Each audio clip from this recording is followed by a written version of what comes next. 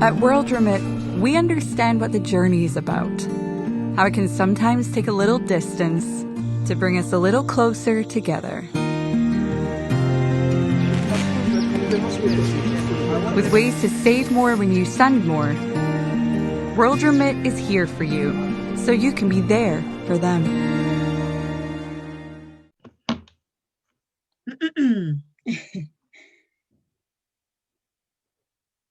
Okay. Yeah, my sound is lagging. Mute yourself, please. Okay, guys. Thank you for joining us today. All the youths. This is, in fact, this is the most topic that I love the most. Okay, thank you, guys. We're now live on Facebook as well. Okay. I always say, okay.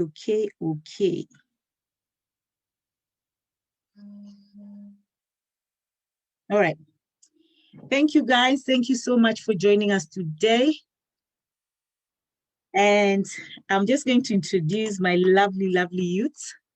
I don't call them panelists today, or I don't call them my guests. I call them my youths because, yes, somebody said you're not the leaders of tomorrow, you're the leaders of now. So now. Okay. So with me today, I have Kirsty, and I'll actually let you introduce yourselves as well. But I'll just say Kirsty, and I also have Money with me today. And I also have Blessing, and I have Denise, and I also have Kevin. And Kevin he just came back from church. So they're still packing up some church instruments, and then he'll get back to us, but he's there already as well. So thank you very much. And then we also have a guest actually who is meant to join us today.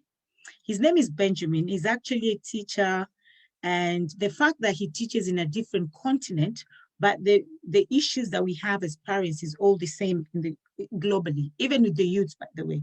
So that's why if he joins us today, it's a pleasure to have him, but he's coming on as well a little bit later because he's in another program. So he will come in and also just join us for a little bit, not too long. Okay, so thank you, youths, the leaders of today. They say that, not tomorrow, leaders of today. So you have to behave like leaders of today. Anyway, so Kirsty, please, if you can just introduce yourself further to us. Hello, my name is Kirsty. I'm 24 years of age. At the moment, I've got a cake business that I do as well. So today we're going to discuss about our relationships with our parents. Yeah. Okay, thank you very much, Kirsty. Okay, so now I'll go to Blessings. Hi, my name is Blessing. I'm 22 years old. I'm a final year accounting and finance student in the University of Portsmouth, and I'm here to discuss the relationships with parents. Okay, thank you very much, Blessing.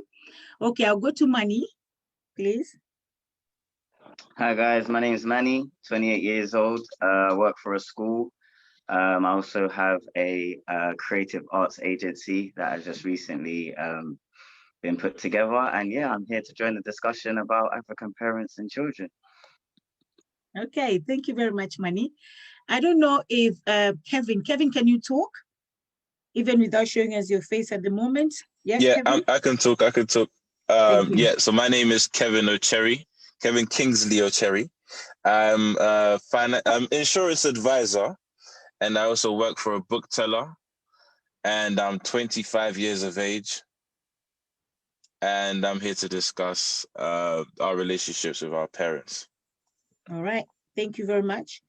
Okay, and also I have Denise. Denise, please introduce yourself. Hello.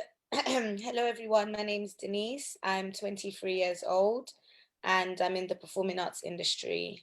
And yeah, we're here to talk about our relationship with our parents. All right, thank you very much. Okay, for that introduction. Okay, now The first thing first of all, I have my own questions to ask you. That's one. And then definitely people out there as well will have questions to ask you, definitely. And then, in fact, I think, is your mom watching, Blessing? Oh, you're She should be muted, watching. I Blessing. told her about it. So Yeah, I think she is actually, because I've seen it there already. So, Yeah. mommy, ask questions as well. So, yeah, so I think it's good that you guys are here today to talk to us. But I also have my own questions, and then I'm sure you guys, I'll also give you opportunity to ask us as parents questions. And then also I'll give you opportunity to just talk to us, because it looks like there's a gap somewhere between parents and especially African parents in diaspora. Okay, right now I'm not talking about Kenya or Africa. I'm just talking us in diaspora, because we find that the discipline of the children in diaspora and in Kenya, because that's where I'm from, so I'll talk about Kenya, is totally different. So we want to hear from you guys, because all the time when youth are in my house, all I hear is African parents. And I'm thinking, guys, stop that African parents business. We are trying here. So today, tell us more. So first of all, I'm going to ask my number one question to you guys. When your parents call you negative names, because I've heard that before and I've seen that and I've witnessed that myself, how does that make you feel? Probably I'll start with Money on that one.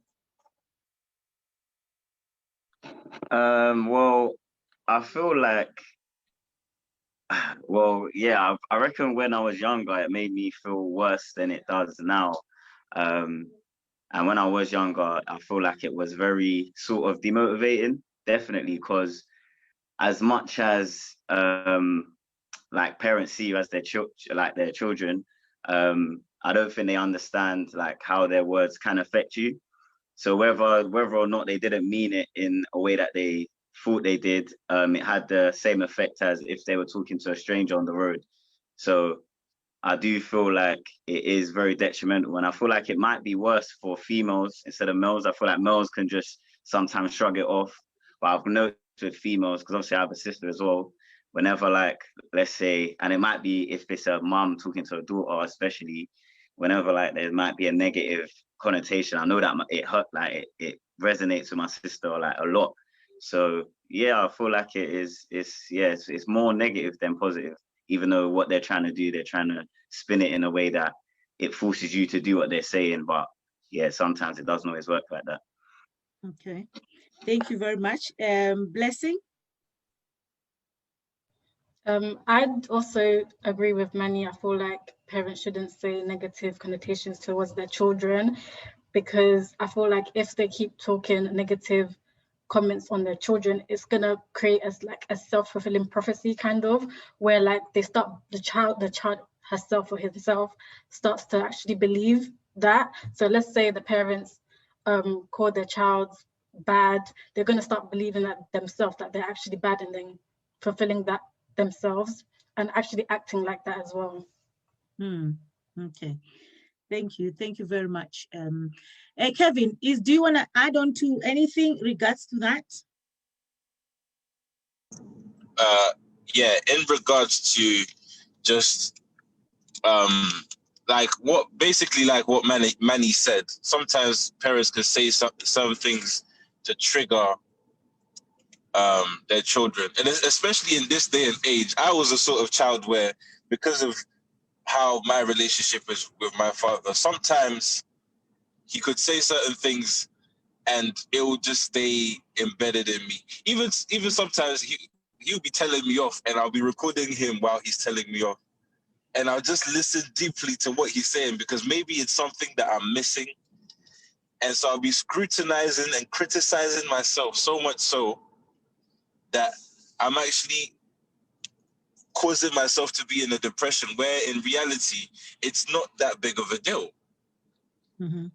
So it really falls down to how you can communicate with your child openly and have that verbal have that verbal assonance within each other, so as to not actually offend each other, but actually just reaffirm and bring positivity to the household. Okay, Thank you. Cassie, I'll ask you a different question. What do you think by parents doing that? Do you think it affects your relationship with them, like permanently, or just for a little while, or in the long run? I feel like it's dependent on the relationship with a parent and the child from the beginning anyways, because I feel like some children might be able to get on and move on from that, but some, like every child is different. So it is hard to tell to say it might be permanent or it might be temporary, because sometimes you not see the effects of certain words at the get-go. So for instance, I don't know, you might a mother might call a child stupid or whatever, but later on in their life, when they start to realize, oh, am I stupid, am I this, and it can bring them down, and then it might affect their relationship later on. It might not happen straight away the first instance, but it can happen later on. So it can be permanent, it can be temporary. So it's just dependent on the child. Okay, thank you very much. Denise, is there anything you want to add on to that? Either what everybody else have said or what Kirsty have just said right now in regards to parents calling children negative names? I just feel like the same way you're a child and you're told you can't say certain things to your parents, no matter how angry you are, you know that you can't say this, you can't say that because you're going to get in trouble or it's not right. I feel like parents should have the same thing installed in them. It doesn't matter just because you're older, you can't say anything you feel like or anything you want to your child.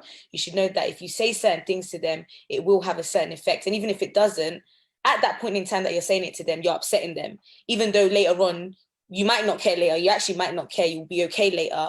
But the point is, you made your child feel upset at a certain point in time just because you were angry. You had to call them a cow because you were angry. That word wasn't necessarily, it didn't need to be there. But because you were angry, you said that word.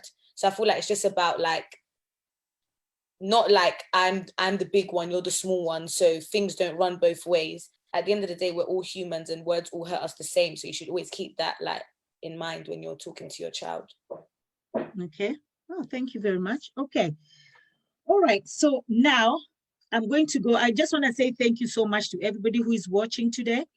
And I have one of her name is, she's actually a psychologist. And she said it's so true that when parents say negative things, we children magnify it in our minds. And somebody said, oh, best of luck. Somebody said, hello, everyone. Yes, hello. Hello, everyone who is watching. Thank you very much, everybody who is watching. Thank you for coming and listening to our youths. Guys, you need to ask questions. I would really, really love to see loads and loads of questions regards to how we should be parents and how they should be children as well, okay? Caroline, no, you're not late. You're right on time, Carol, so don't worry. Okay, thank you very much. So Benjamin is with us today. Like I said, Benjamin is going to join us because he's actually a teacher in a different continent from the continent that we live in, but things are all the same. And then we also have Kevin now. Okay, thank you very much. So I'm going to my second question. I don't know, Benjamin, I don't know what you heard so much about what the first point that we were discussing, but we were talking about when parents call their children negative names, how does that affect the children? So is there anything else you want to add on before we can move on from that point? All right. So hello, everyone who is watching. Can you hear me? Yes, we can. Okay. Thank you so much. I hope there is no background music. No. Can you hear any background music? No. Okay, good. I want to say hello to everyone who is watching and also the participants, and to you, Lydia Ted. Thank you so much. Thank you. Yeah, about the issue of negative talk, it can really affect not only the children. Of course, we are talking about how it can affect children, but even adults, anyone, even you, Ted, or me, Benjamin, and the participants. People will never forget the negative words you tell them about themselves, about their personality, about their mistakes. They will never forget it. In fact, I normally like to say, if somebody tells you that you're so good looking, you're beautiful, and you have had it so many times, chances are very high you will forget about it after a few days or after some time. But if the same person tells you one day that actually you're not good looking, you're actually not really attractive the way you think you are, it will take you a very long time to forget. So the same way, if a parent says some very demeaning words and negative words, it will affect the child for the rest of his or her life. So they have to be very careful about what the words they use and how their words can be damaging to the children. And that's why I always say that, thank you very much, Benjamin. And that's why I always say that we need to separate the behavior from the child. So as much as whatever the child have done, we need to separate. And if you're saying you're stupid, it should be that behavior is stupid. The behavior that whatever you just did right now, but not that you as a person that you're stupid, but the behavior is stupid. But sometimes these children, they can do things that you just feel like flushing them in the toilet. But then you have to be careful before you flush them in. So you have to be careful. That's my job when I'm teaching those kids, especially the boys, as young as they are, around the age of 5 to 8 year olds. Boys are very difficult, very naughty, very sensitive, and very annoying, of course. So any words that come even from my mouth as a teacher is always very calculated, and I'm always very careful about what I have to say and tell the child. Yes. Yeah. Yeah. Because even in the world, you hear some people saying that, oh, my teacher told me this, and you're like, you're an adult, but they can still remember the negative things that their teacher told them. So even as much as teachers, I always say that teachers, even if they don't have their children, but they are parents, anybody who comes in contact with a child is a parent, because your words can really destroy or build that person. So thank you very much, Benjamin, for that contribution. So I also wanted to say, my next point was about trust. And I think this is the biggest issue with the youths. They say, oh, mommy or daddy, don't trust me, blah, blah, blah, all this trust issue. But yet, when we trust them and we give them something and we say, okay, you know, I trust you, do this, sometimes, or most of the time, they betray that trust. So now I want to ask these guys today that say African parents, once you've broken that trust, how do you now expect us to trust you again? I'll start with Denise. I feel like you'd need to know like why the trust was broken in the first place. I feel like that's like an important thing, because you can think that I feel like parents only give you leeway to like their advantage, what they think is, oh, I've given you trust, so you should behave a certain way. And that's not like how we think about it. Do you get what I mean? So it's like, oh, for example, everyone's going to Samantha's house for a sleepover. You don't want your child to go to Samantha's house, but you have no reason. African parents like to do this thing of, oh, because I said, and because I said is good enough. So now you've said, okay, I'm not going to Samantha's house. I'm going to go to my cousin's house. So because you know she's going to her cousin's house, you're not going to ask her mum, because you know she goes to her cousin's house all the time. She ends up going to Samantha's house. She's now going to get in trouble when she gets caught. But I don't understand why you're not letting me go to Samantha's house. You've refused to give me a reason as to why I can't go to her house. It's just that when I say no, it's no. And when I say no, and I say no, it's a no. You don't question me. You don't ask me nothing. I feel like reasons should be given as to why you allow or don't allow your kids to do certain things. So I feel like if there's a common understanding between you and your child, they'd be less likely to break the rule, because, oh, I know mum doesn't want to let me do this because of ABC, rather than mum said I can't do this because she said I can't do this. Okay, but why? Because there's no why, it's like you're just being deep for no reason, so I'm going to go and do it anyway. And you think 9 out of 10 times that you're not going to get caught. So you think you're safe anyway. So then when you do get caught, it's like, oh, I don't know what to do now. So yeah, that's my point. Okay. Okay. Actually, somebody said they're from Irish. He said us Irish are the same. So the same way we African parents bring up their children, somebody just say we Irish are the same as well. Okay. So once again, I'll say thank you very much for people who are watching. Thank you very much for tuning in. And I want you to ask questions, please, not just saying I'm here, I'm watching. I want questions for these guys to answer for us, because we actually need to build this relationship between us and our youths. we need to build it. Okay, Manny, what would you say about trust issue?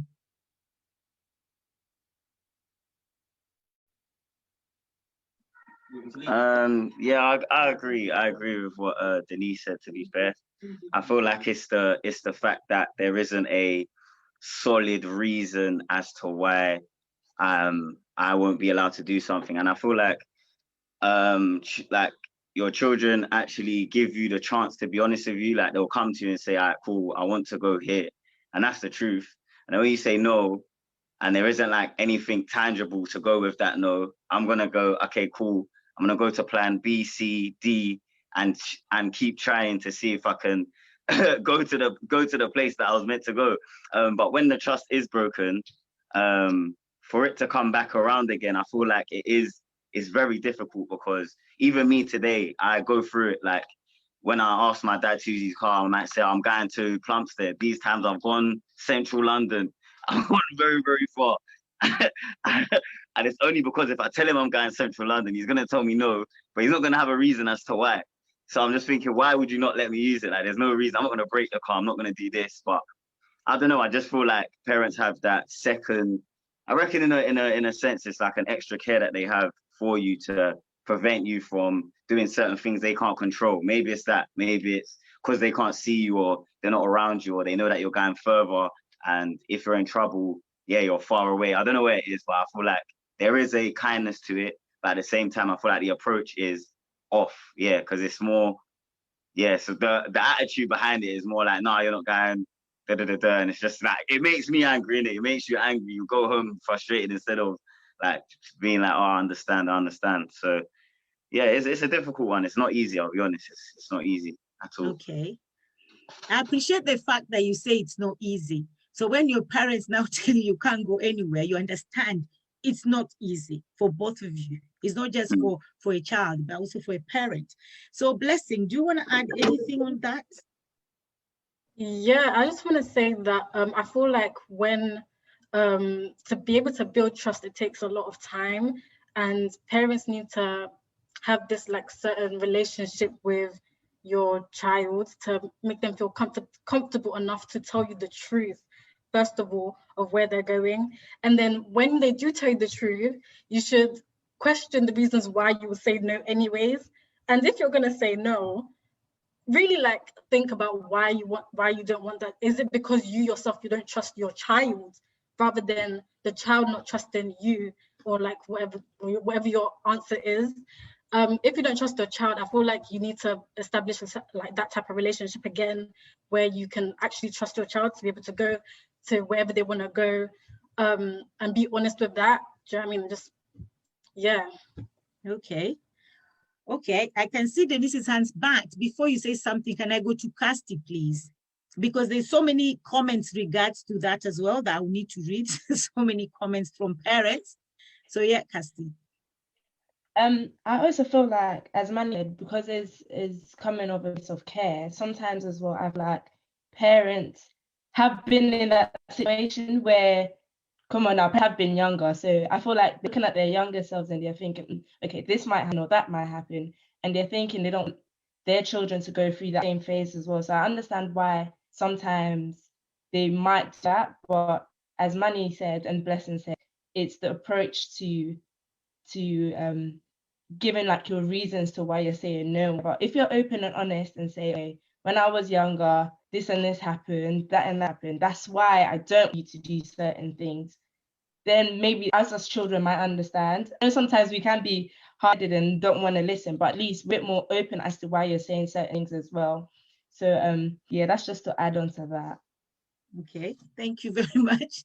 So what I'm getting from you guys is you actually just want to understand why the parent is saying no. But the parent might explain to themselves, but you still don't understand, you still don't accept the explanation. So then what? Kevin, can you, okay, yeah, I know you're lifting your hands, but Kevin, let me hear from Kevin first, and then, yes, Kevin. All right. So what I'm getting from this conversation is the question is about trust, right? Mm-hmm. Now, a lot of the times as children, we all have the curiosity to wander around and do, you know, like have adventures, go to people's houses and find, you know, find things to do, keep ourselves busy. And then majority of the time, where the misunderstanding comes from is that there isn't enough time to do this every day. If you know you've been going to Sarah's house from Monday to Sunday, next week you want to come and do the same routine. There has to be a line drawn. But like for me, I don't really have that sort of issue, because whatever it is that I want to do, it's either I would have already done it, and then, you know, like in a way I would have already done it, and then, you know, just explain to my mom or dad. Yeah, I've you know, I just came from. You'll be asking me, where have you just come from? I'll be like, oh, I just came from Kujo's house. Oh, but you never told me you was going to Kujo's house. Oh. And then we'll just sort it out from there, rather than, in a kind of way, it's kind of like saying asking for forgiveness is better than asking for permission. In a kind of way. Whoa. Yeah, in a kind of way. That's basically what. But I'm not saying that you should. Yeah, I'll disagree with that, because the thing you guys don't understand is, one, when we say no, or like what Kevin, like what you say that, or you just ask for forgiveness after that. Imagine you've gone to Sarah's house and then something happens in Sarah's house. Your dad or your mom are comfortable in their house, like they're saying, no, my son is not in Sarah's house. You understand? And then, but you're there. And that's what parents hate the most. The fact that you're in central London, but you told them you're in Abbey Wood. Do you understand? And then something happens in central London. They don't know where their child is. They're in the house relaxed. And then they find out that their child is actually involved in whatever happened in central London. Do you know how hurt that will make them feel? Yeah, you know, but I know when I say that your job is not about you, it's not about you. Do you understand? So you really need to understand where parents are coming from. You're not doing this because we want to keep you in the house, we want to lock you in the house. It's because we care for you, but maybe sometimes we go too much overboard, I don't know. But let's hear from Benjamin. And then I'll read all the messages from parents. Yeah. Hello, yep. Okay, so can you hear me? Yes. All right, good. Well, first of all, again, I want to say to the participants, they are raising really critical issues, and especially the trust. That question of trust, rebuilding trust is one of the most difficult things. You know, if you lose trust with anyone in life, and especially your child, rebuilding it can take ages. Like Casti, is her name Casti? Yeah. Yeah, mentioned something, how difficult it is to rebuild it. But just to add on what the participants have been saying, in my experience as a teacher, I have learned that sometimes it's good to have expectations. You expect that a child should do this, or a teenager should do this. And both of you, the parent and your child, should know of what is expected from both of you. And that calls for serious communication. We have an era of social media, as most people are watching us now and what we are doing. The issue of the phone robs off this trust that when your child is supposed to be listening to you, you are on your phone. And when you're also supposed to be listening to, your child is supposed to be listening to you, you're also, the child or the teenager is also on the phone. So when people are talking, the two, I'm assuming a parent is talking to his son or daughter, or a mother is also doing the same. Communication is very important. Attentive listening, critical listening. You listen not to answer. You don't just listen just because your child, or you ask your child this question, and you don't just listen to answer, but you have to listen to what exactly is this child telling me. Like the example you're giving, you are in point A, and the child is in point A, and the parent thinks that he is there and he's not actually there. So that also is about lying and not saying the truth, which is honesty. Trust is normally lost if two people or one of the other person is not being honest. And then I would like to emphasize on parenting has no really manual, but children see what you do. So if you do something bad, they pick it from you. So you have to be consistent with you can't tell your child don't do this, and you are doing exactly the same thing because they're just watching you. Somebody was telling me that children are the best CCTVs in the house. You don't need any CCTV. They are always there 24/7, watching you, every step you move, every step you make. They're just observing you. So you cannot be trying to correct the same child, and you yourself, you're actually doing the opposite and expecting positive results or building the trust which you have lost between him and you. If you're not consistent in your habits and in your behavior, then the child will always do the opposite. And after all, he will say, but you too, you're doing it. Benjamin, you do it. Dad, you do it. So who are you to tell me to stop doing that? It's true. Yeah. It's true. Thank you, Benjamin, for that. I know Denise and Manny wants to say something, but can I just read? I'll just read what the people watching saying. And people who are watching, thank you very much once again for watching. Thank you for your contribution. Thank you for your comments and your views as well. But also ask you for one thing, for your like, please share and comment. Somebody said I've shared it a lot because I want parents and their children to listen to this. So guys, please keep sharing so that other parents can actually, and children can watch it. Somebody said this is better than any parenting class you will attend. Thank you, our children. May we make changes. Thank you very much. Somebody said, hello, we're following. Thank you very much for following. Thank you for joining in. Hi, Jumbo. Yes, that needs to be built. If one's trust is broken, it needs to be built. And when mom says no, it's not because it's not because she doesn't love you, but yes, an explanation and communication is right, like you just said. Somebody says some reasons you may not understand. I may not trust Samantha's brother. And if I tell you, you will definitely go and tell Samantha, okay? Which is true.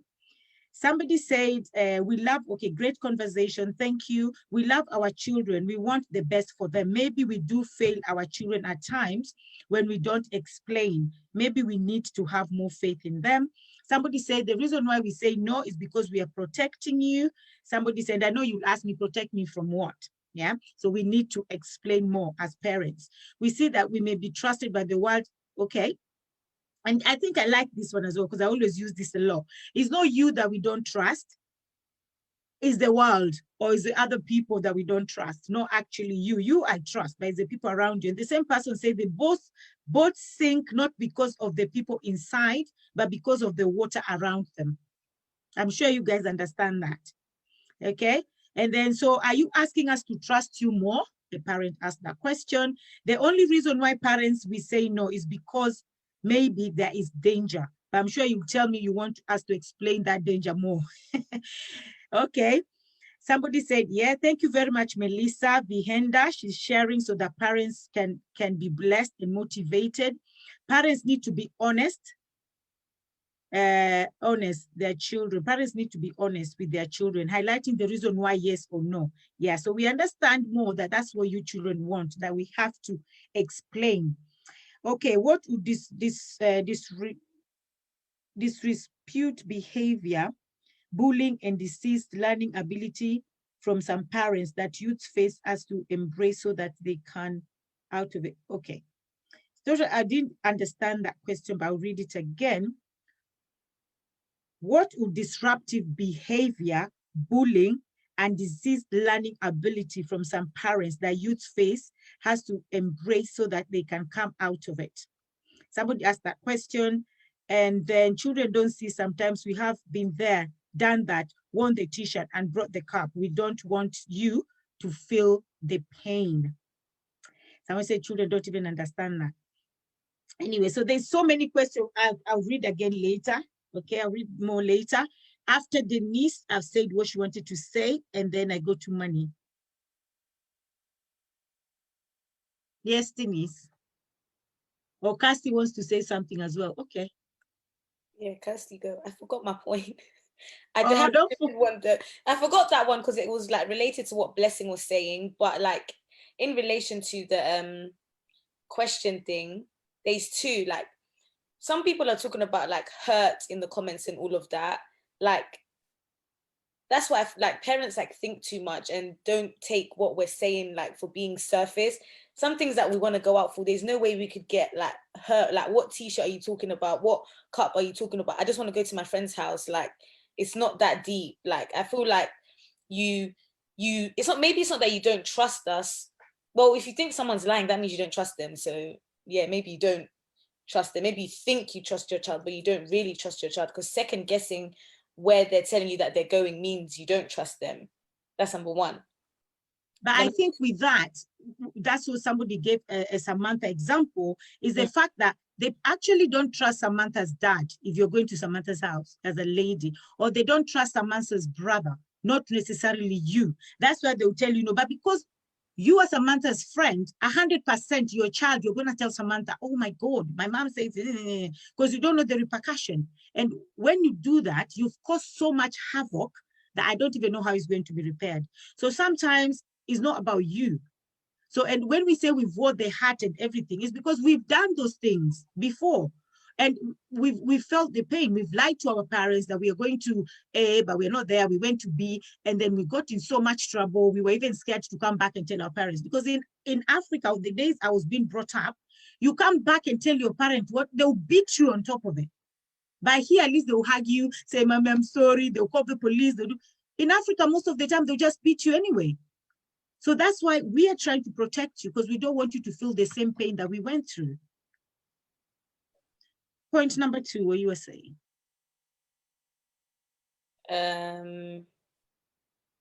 My second. Okay, when you remember it. I don't remember right. Okay, let me go to Money. Money had his hands up second. All right, so my point was, what I wanted to say, sorry, was I feel like it goes to culture as well, because when I was growing up, I was born here in the UK, so whether or not, I know my parents weren't born here, so obviously they're gonna try and instill that sort of discipline with me, but the people that I grew up with, they're British born, and yeah, the way they do things is much different, and I feel like African parents need to learn about like maybe making friends with or being able to communicate with people from other cultures, so that way you can know who your child is going to stay with. It's not just, oh, I saw them pick up their son, they looked rough, I don't want you going over there. You don't really know them. Well, obviously when I was growing up, people having sleepovers. My friend Jack, he's allowed to go to all the sleepovers, obviously because the mum is obviously social or in communication with whoever house he's going to. It's not just who you got, where you going, I've told you, and you're like, oh, that's it. You haven't even made an attempt to make sure that I'm safe where I'm going. You just say no because you feel like I'm going to be in a dangerous place. So I just feel like African parents may be trying to, come out of the comfort zone and start trying to contact those parents that your kids want to stay at, or, you know what I mean, try to like build bonds with people. That's how your child will be able to carry on making friends and being able to create relationships like freely without it being like guilty or, oh, I'm not meant to be here, I can't even enjoy myself fully. Yeah, because I feel like that's where the lines get a bit blurred sometimes, where you feel like, oh, that person is Jamaican or something, you don't really rock with what they do over there, so you feel like it's not good for your child. But you know what I mean, they could be nice people. You never really know. Okay, all right. Casti, you wanted to say something as well? Yeah, just add to what I've had the privilege of like being raised in Ghana and also being raised here. I've realized the difference is when I'm in Ghana, I realized I'm allowed to do more things than I was here. And on to what Manny said, I think is of more time it's like the parent being sociable and knowing other backgrounds. And I feel like parents are very like stuck their culture and what they know. They don't want to mingle with other people. So a bit like, oh yeah, you don't know what's going on in that house, you don't know what they do, so you're not going there for things. So I do agree with Manny as well. But the point that I wanted to make was, because I've seen this with my friends as well, in terms of like the trust issues, is different children are different, obviously, because I have a friend where the older sister is more like relaxed and more introverted and they stay in and all of that, and then the second daughter is more outgoing. And so I feel like the second child breaks the trust more because they're not used to them going out and being like, oh, mom, can I go here? So because first child didn't go anywhere or like stayed at home much more, it's more like, oh, your sister didn't do that, so where you go in, you're allowed to go. And then I feel like that kind of breaks the trust between them as well. So knowing your child differently, as I think Benjamin said that parenting is, there's no man to it, so there's like every child has to be different. So I feel like that's how you can build trust, because a trust is an individual thing between a person A and person B. It's not always like a collective thing. So I feel like if parents understand each child, they'll be able to know how to build that relationship and be able to build that with that certain child. Yeah. Okay. Thank you very much. We still have loads of comments regards to trust. We love you. We want a better life for you. And sometimes we hide stuff. Opening up is good, but respect is good too. Thank you. Our children are being groomed into gangs, sexual abuse, raped, murder. Our fears are real. Okay, so you can understand when parents say such things, it's because of what's happening. That's what somebody said about the boat. It's not the boat, the boat doesn't sink because of the people inside, but it sinks because of the water around it. And that's totally true. So that's what someone is saying as well, regards the children being raped, groomed into gang and everything. And so what are you saying? There's a loss in connection and therefore communication. Oh yeah, somebody did not hear what someone was saying. Teach our children, don't follow me, you will fail. Follow Jesus. Okay, somebody say that. By the way, technology has brought communication breakdown between parents and children. Most of us parents, we invest most of our time on telephones and television, and we forget we have responsibility to talking to our children. Yes, that is true, but we also have responsibilities. Okay, it's important that parents have to discuss such matters with their children to bridge the gaps over mistakes. We protect our children from the wild cruelty outside. There is danger. So a lot of parents, there's still so many comments here, but a lot of parents watching, almost all of them are speaking the same language, and trust me, they don't even know each other. And it's all about, we're protecting you from the waters outside. It's not because we don't trust you. We love you so much. That's why we're protecting you. And yes, I know that you, like you guys say, we have to explain why. But sometimes there's no why. It's just, because I know sometimes I don't have a why. It's just, don't go. Because maybe you've been going out too many times, or maybe I know that that particular place you're going is not safe for you. But yes, I hear you guys. Probably we should have more, we should explain it more than us just saying, don't go. Okay. All right. Yes, I can see somebody's hands up again. Yes. Denise? The rape and gang member point, rape is like unavoidable.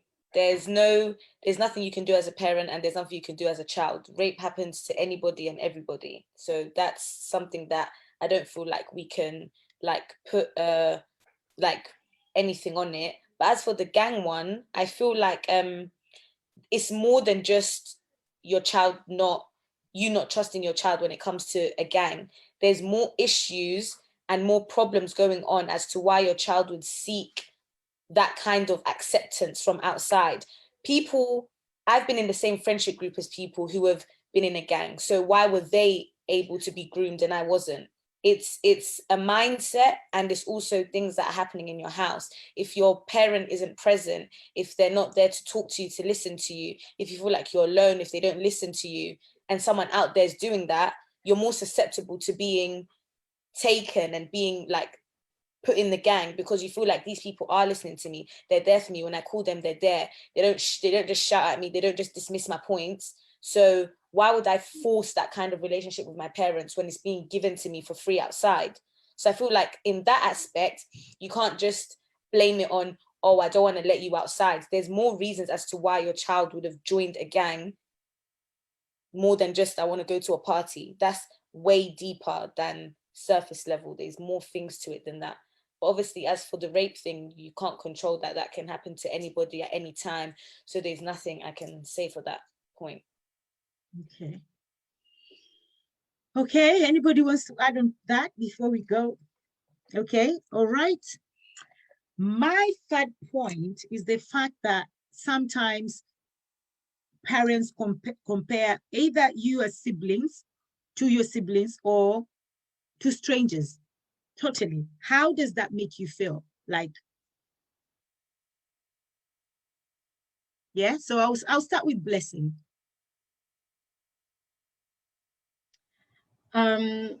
Obviously that's like comparing. I just don't. That's something that I don't like at all. I don't like when people compare even situations, not even just me and somebody, but even just situations themselves. I don't feel like things should be compared because situations are different for other people. Other people's situations can be different. So let's say now somebody's comparing me because they started working and stuff and I'm still at uni. Like, I feel like comparing that isn't good because maybe they're not working in a good industry that they want to work in and they're not getting good training. So comparing people in different situations, it's just, no, I don't think it's good. I don't think it's beneficial for anyone, to be honest. Okay. Okay, what about you, Kevin?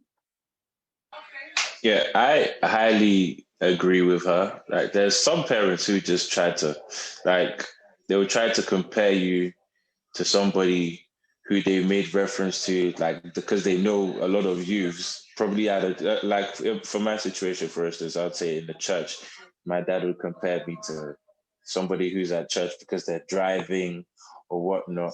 And because he's not my age, he doesn't know how close or what kind of struggles he went through or what sort of things he had to do in the past and how he even got to getting the car in the first place. It could have been fraud. Absolutely, it could have been fraud. And you're just here praising him. Meanwhile, you know that he didn't get it in good means. So that's one thing that they shouldn't do. Of course, like comparing anybody to anyone. If you're the one in the latter, it just doesn't make good conversation at all. Rather than comparing, you could criticize or give positive criticism to actually enhance your child, rather than to hold them back, making them feel inferior. Because there's a lot of things that you can do to make them, advance. I know a lady from this is a previous church I was going to, and she'd always, like, her son was very stubborn, but it's not because he wants to be stubborn. He just wants to have attention. And so he would do things to create attention. He would make silly jokes and laugh around. And then one day his mom dragged him into the middle of the church. It was like, "You're a devil, you're a devil." And he actually said it out loud, in front of everybody. And so later on, a few years later, he turned out to be a drug dealer. I believe so much so that those words that she said to him at that time is still going through his mind on repetition. He believes that he is a devil. He's gone so far as to even stray and go out of because the type of household that he lives in, they don't do such things. But because of what his mom said and how she humiliated him in front of everybody, in front of the public, in front of his peers, he must have taken it so personally as to actually act upon it.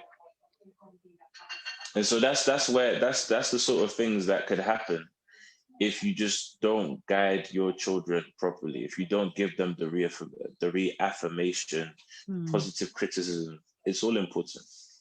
Okay. Thank you very much. Wow, that was deep. Okay, Casti. Yes, Casti.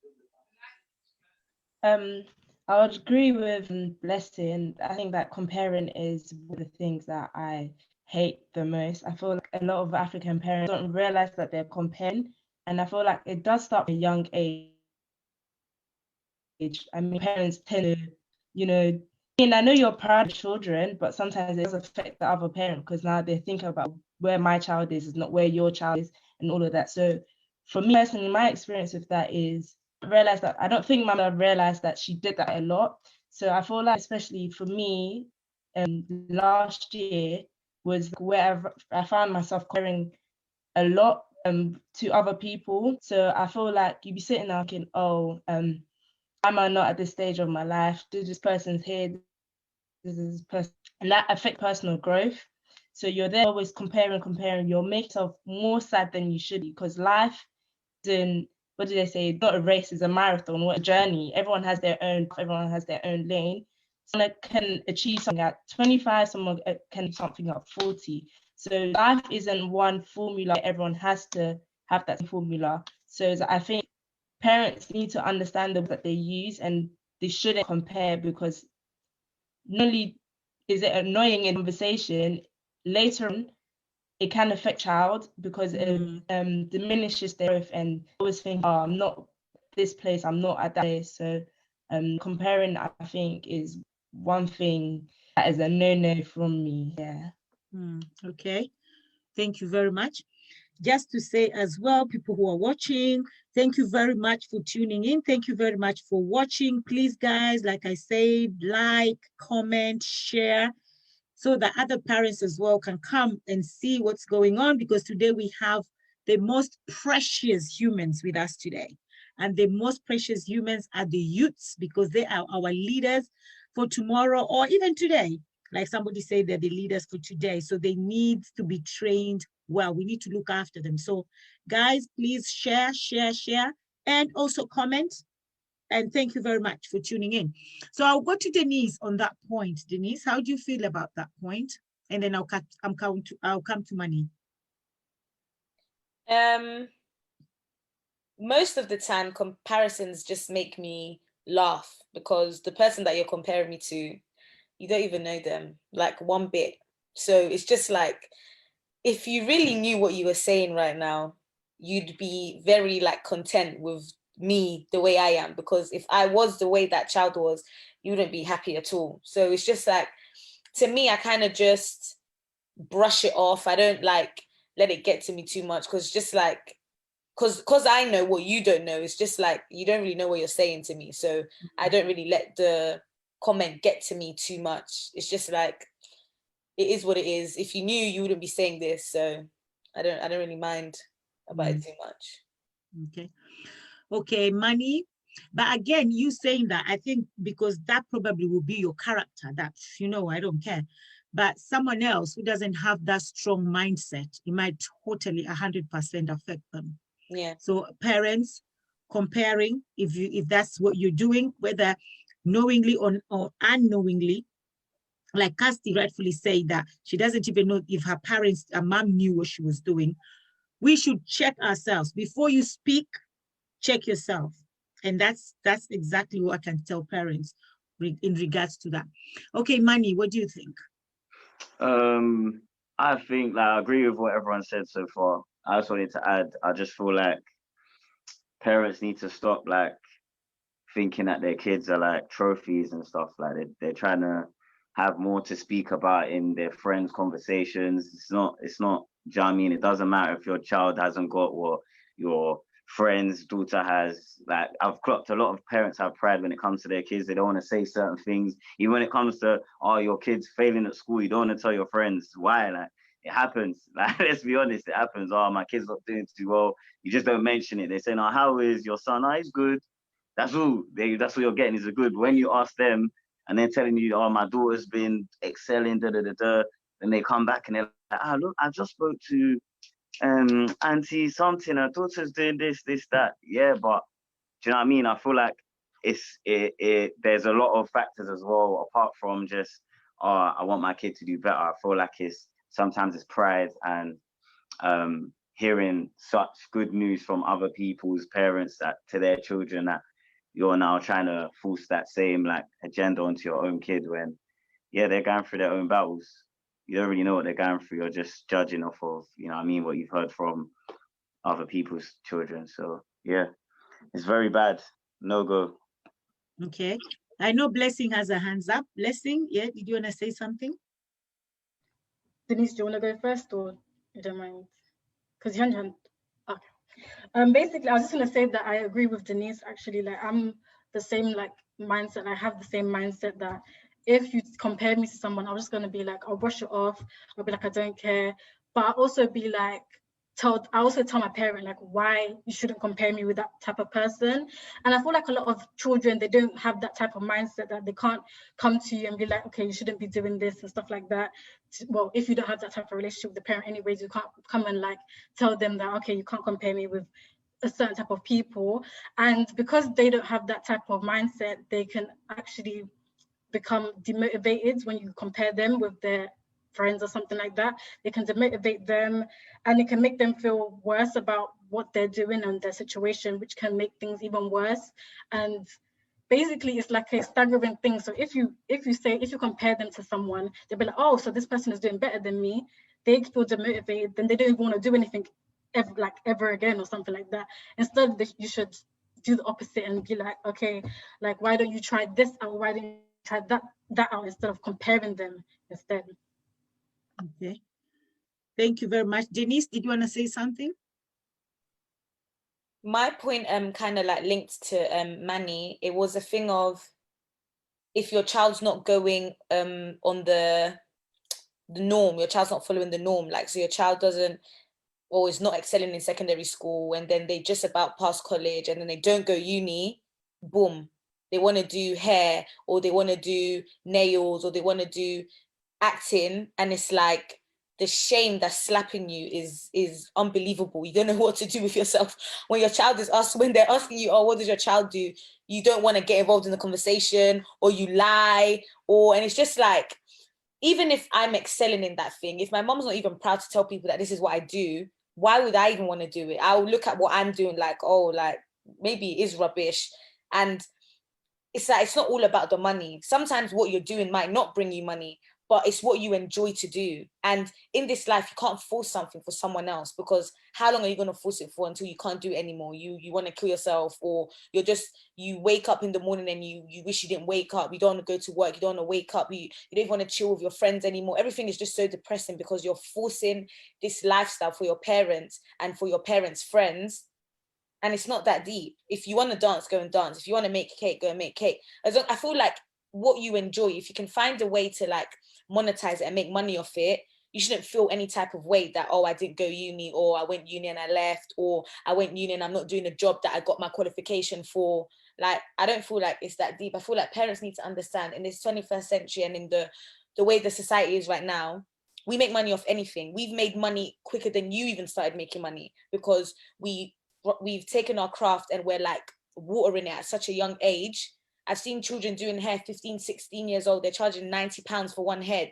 Like, they can like water that and turn it into a proper business and do, that's what they want to do. But parents will see that and say, no, go study, go do this, go do that. So now they're not nurturing their talents, so they're not getting any better, and they're still not excelling in school. So now your child is going to become a nuisance to you because they can't do anything. They're not doing anything. They're not doing school, but they're not making any money either. It's just like, what are you doing? Now you're looking at your child like you're just a failure. Like, what are you actually doing? But it's you that stopped them from doing what they wanted to do because of shame, or because, oh, my child went to university and got a first.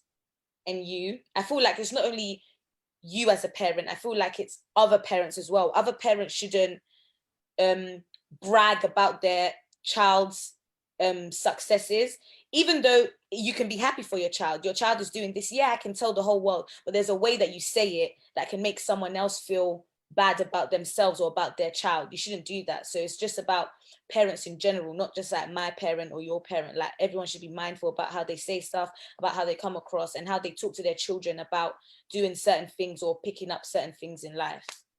So yeah.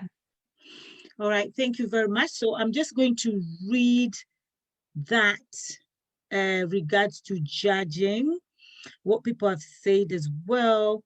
Someone say, as a parent now, growing up, my parent always criticized me, and what they say to me, to you, stick with you in the negative things. I'm now grown up and he has stayed with me all my life.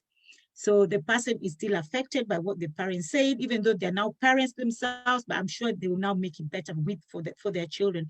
So my lovelies, what are you actually saying? That we parents are actually ignorant in many ways and we need to think before we speak. Is that right? Just put your hand up if you think that's right. I feel like that's another thing that like African parents do. You tell them something and then they go and take it to the extreme end of the scale. It's like no one said Yeah, that. nobody said that. Yeah, Nobody. no one said that. You're taking it like way too far. It's just like, you know, there's just some things you need to improve on. Like everyone's human. No one's right from birth to death. There's things that you need to just improve. You're not ignorant or, you know, just relax. Okay.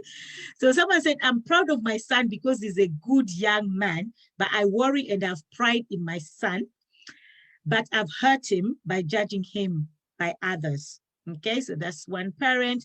Don't crush your child's spirit. Just go apologize and tell him, okay, that's somebody responding to the parent who say they've crushed their son's spirit. Study, somebody say study, so you have something to fall back on. Yeah. So we need to encourage our teens to thrive in what they love. The other day, my 15-year-old made my hair and charged me 150 pounds. Oh, charge the mom 150. That is, that is nice. Guys, don't do my hair and charge me, please. I know my daughter does my hair, so I don't want her to hear that and say, Mom, some money, please. I agree, not just African moms, LOL, I'm the same. So this lady said she's the same. It's because she's Irish, and she said they bring up their children the same way. Left to parents, it's right to compare them, but it's how you put it. Direct the compassion in a dilute but an understandable way. Somebody say, but those nails though. So judging that one already, somebody else. Okay, moving on. So yes, I want to say thank you very much for everybody who is watching. Once again, I love the comments. I love everybody contributing. Please, like I said again, share. Somebody say, is that Lydia? Yes, it's Lydia, Lydia. And yes, share, please, so the other parents and their children as well can get the education that we are saying today. Yes, Denise has a hands up. There was one comment that you read that said that you can still compare them, but in a nice way. You don't need to. You don't need to. Everyone's their own person. Everyone has their own journey. It doesn't matter what someone's doing to the left and what someone's doing to the right. I feel like you just need to talk to your child, and yeah, I just feel like there's no need to compare them to anybody else personally. Okay, Casti, yeah. I don't know if there's a word for it, but I what they're trying to say is sometimes you can still be in your own lane, but you can also use someone to boost you up. I don't know if it's inspiration or if the word for it, but I think maybe that's what they mean. I feel like someone can boost you because me as a caretaker, I would look at somebody and, oh, this is what I want to be. This is what I want to be this, or I want to be better than them. So I think that's what they meant, not necessarily comparing, if that makes sense. But I feel like because it's you that's doing that to yourself, it's okay, because it's like, oh, I want to be like this, or I want to be like that. But you know, when your parent is coming to have that conversation with you, it's not usually on a like good tone. It's like they've had enough of whatever you're doing, so now they're coming to be like, yeah, but look at da-da-da and look at da-da-da, why are you like da-da-da, or look at da-da-da's cake page, why isn't your cake page like that? Do you know what I mean? I feel like if you're doing it to yourself, it's better than if someone else is doing it to you. Personally. Yeah, and somebody just asked the question as well, what if comparison is for inspiration? And I think Casti was just talking about that as well. So say, what if the comparison is for inspiration? Manny, can you answer that, please? Yeah, I was gonna say similar to what Kirsty said. I feel like that's what they meant in terms of like your parent could come and see you're doing dance or something, and then they might have done their own research and seen someone doing something, and they just come to you and like, hey, haven't you tried doing it on YouTube or something? Do you know what I mean? Not necessarily comparing to say this person's done it on YouTube and they've gone clear, but they're helping you and finding different avenues into, do you know what I mean? Because no one wakes up and says, yeah, I'm I've got this idea and it's gone all the way. Like, well, of course there have been because people have invented stuff, but everything has come from someone else. Do you get what I mean? So even you, when you're doing your own research and you're looking around, you're seeing what other people are doing. It's the same thing that parents can do it in a positive way, where it's like, okay, I didn't think of that myself. Now you've told me, yeah, I feel like it's made me better about, you've opened up another door for me to now, yeah, you've showed me a bit of support in that, in a sense that, yeah, I can go and do more from what you've told me. Yeah, so I feel like there is a flip to it as well. Okay. And somebody just said a lot of African moms are strong because they had to. And someone said, I'm getting scared. My son is soon becoming a big boy. So don't be scared, darling. There's no manual for being a parent, but it's just attending courses, listening to other parents as well. It helps. And also probably someone like Angela Karanja, I'm sure she's on this forum as well. So Mary Nyanaro, actually you can communicate with her because she's a psychiatrist and she works with a lot of children and the youth as well. And also we have so many, it's called network, so many organizations out there that can actually help you as well. If you feel like, oh my God, my children are getting bigger and I'm scared, blah, blah, blah, you can get help. There's professional helps out there as well. Okay. And somebody said, Casti, you inspire me along with others in the panel. Thank you very much. And someone is asking, of course, in Swahili, kunaendaje? Guys, we are talking with the youths here. And someone said, all I can see is nails as well, because Casti and Denise have really, really long nails today. But that is just what they wanted to wear. So and that is something that comes up as well, is judging the youths all the time. But personally, I don't really mind what they have, is what they can give to the community. That I, yes, Kevin. Yeah, I was just gonna say, this is a world of diversity here, so we need to stop acting like everybody else has to be Einstein, because there's so many other gifts that God has given to us that we could really put out there, just so long as we can, show it. It's a case of showcasing what it is that you have, what it is that is the gift that has been given unto you.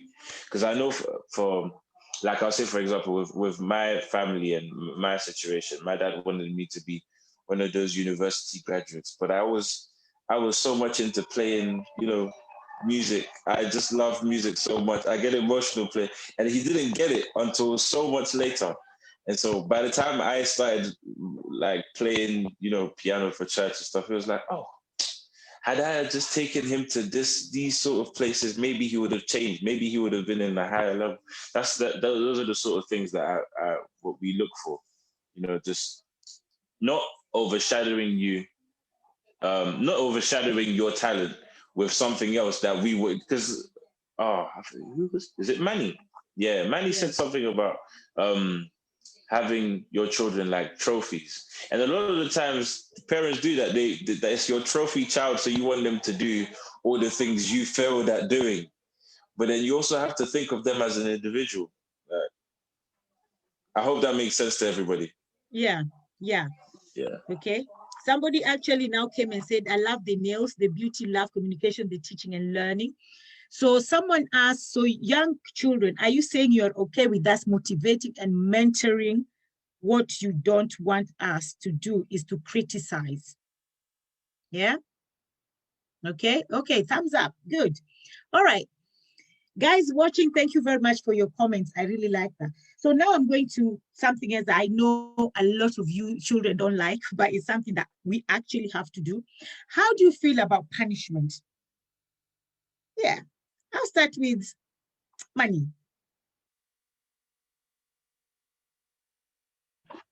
I feel like it's difficult. This one's difficult because now that I'm older, I understand some aspects of punishment, but I reckon in general, like there's extremes. Like the stuff that I've heard, some things I think, yeah, it's borderline abuse. Okay, And that's even, we're not talking about abuse, because I know there's a difference between abuse and punishment. Just yeah. punishing a child to discipline them, or maybe I should have said So discipline. are you talking about hitting your child, like beating them? I'm talking about discipline, not abuse. Abuse is different. Okay, I can't differentiate them because my punishments was getting hit, beats. So I don't know if that is what you're referring to here. Okay. Was Yeah. that good for you? Did you know? No, it was never good. It can never be good, I don't think. I don't see the positivity in beating your child. I know it's the fear factor, which it did happen, but once I hit 15, you know, when you're getting hit and you're just firm in it, there's no more tears. Once there's no more tears, there's no more, you should stop. I feel like when it gets to that age where your child doesn't fear the beatings, you need to change your angle. And yeah, I just feel like for certain people, it affects them in different ways to others. People can handle it.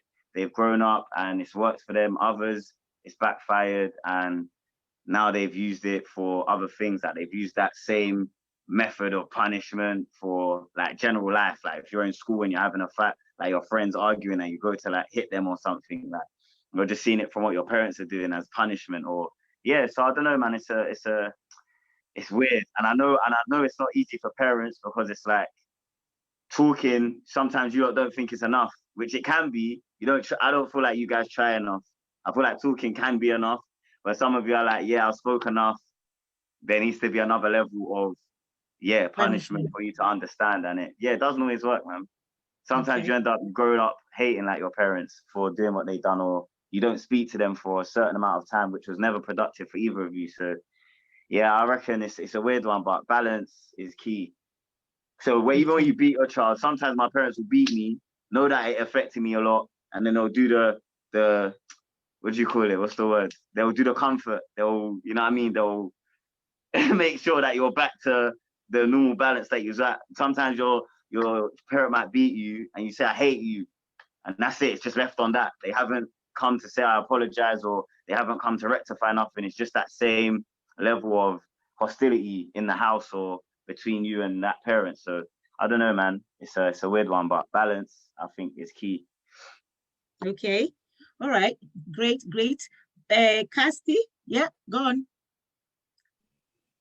Me personally, I believe in punishment, not necessarily beating or anything, but I do believe in punishment because I feel like it shapes children and children's minds to know what's wrong and what's right. I feel like a lot of parents need to broaden their mindset when it comes to punishment. It's not just eating. There's different ways of punishing. So Manny said talking, if that doesn't work, there's also removing I don't know, they enjoy, like grounding basically. There's different forms, there's timeouts, there's naughty steps, there's different types of forms of punishment. And I feel like the thing when it comes to punishment, and I feel like a lot of parents don't do sometimes, is like for instance what Manny said is like they'll beat whatever, but they won't tell you why or the reasons or why they're really beating you, if that makes sense. It's just like, oh yeah, come and get food, you finished crying now type of thing. It's like, I feel like, for instance, if you punish, because my mother works as a minder, so I see her just quite a lot. So is when you put them in timeout, you explain to them why they're in timeout, and you give them the moral of like what you want them to change, and that makes the punishment more effective because they've now known what they've done wrong, what they need to do better, and what they can't do again. I feel like punishment is key, but it's just how you go about it, and that's how you rectify and change children's behavior, in my opinion. Okay, all right. Kevin, do you want to say anything? Anybody wants to add on to that? Yeah, I was gonna say, on my side, punishment has saved my life. Like a lot of people, they might have their own opinions, whatnot. I was a very stubborn kid. If my mom didn't beat me the way that she did, I probably wouldn't be the gentleman that I am today. And I'm very much a gentleman. So yeah, I take my.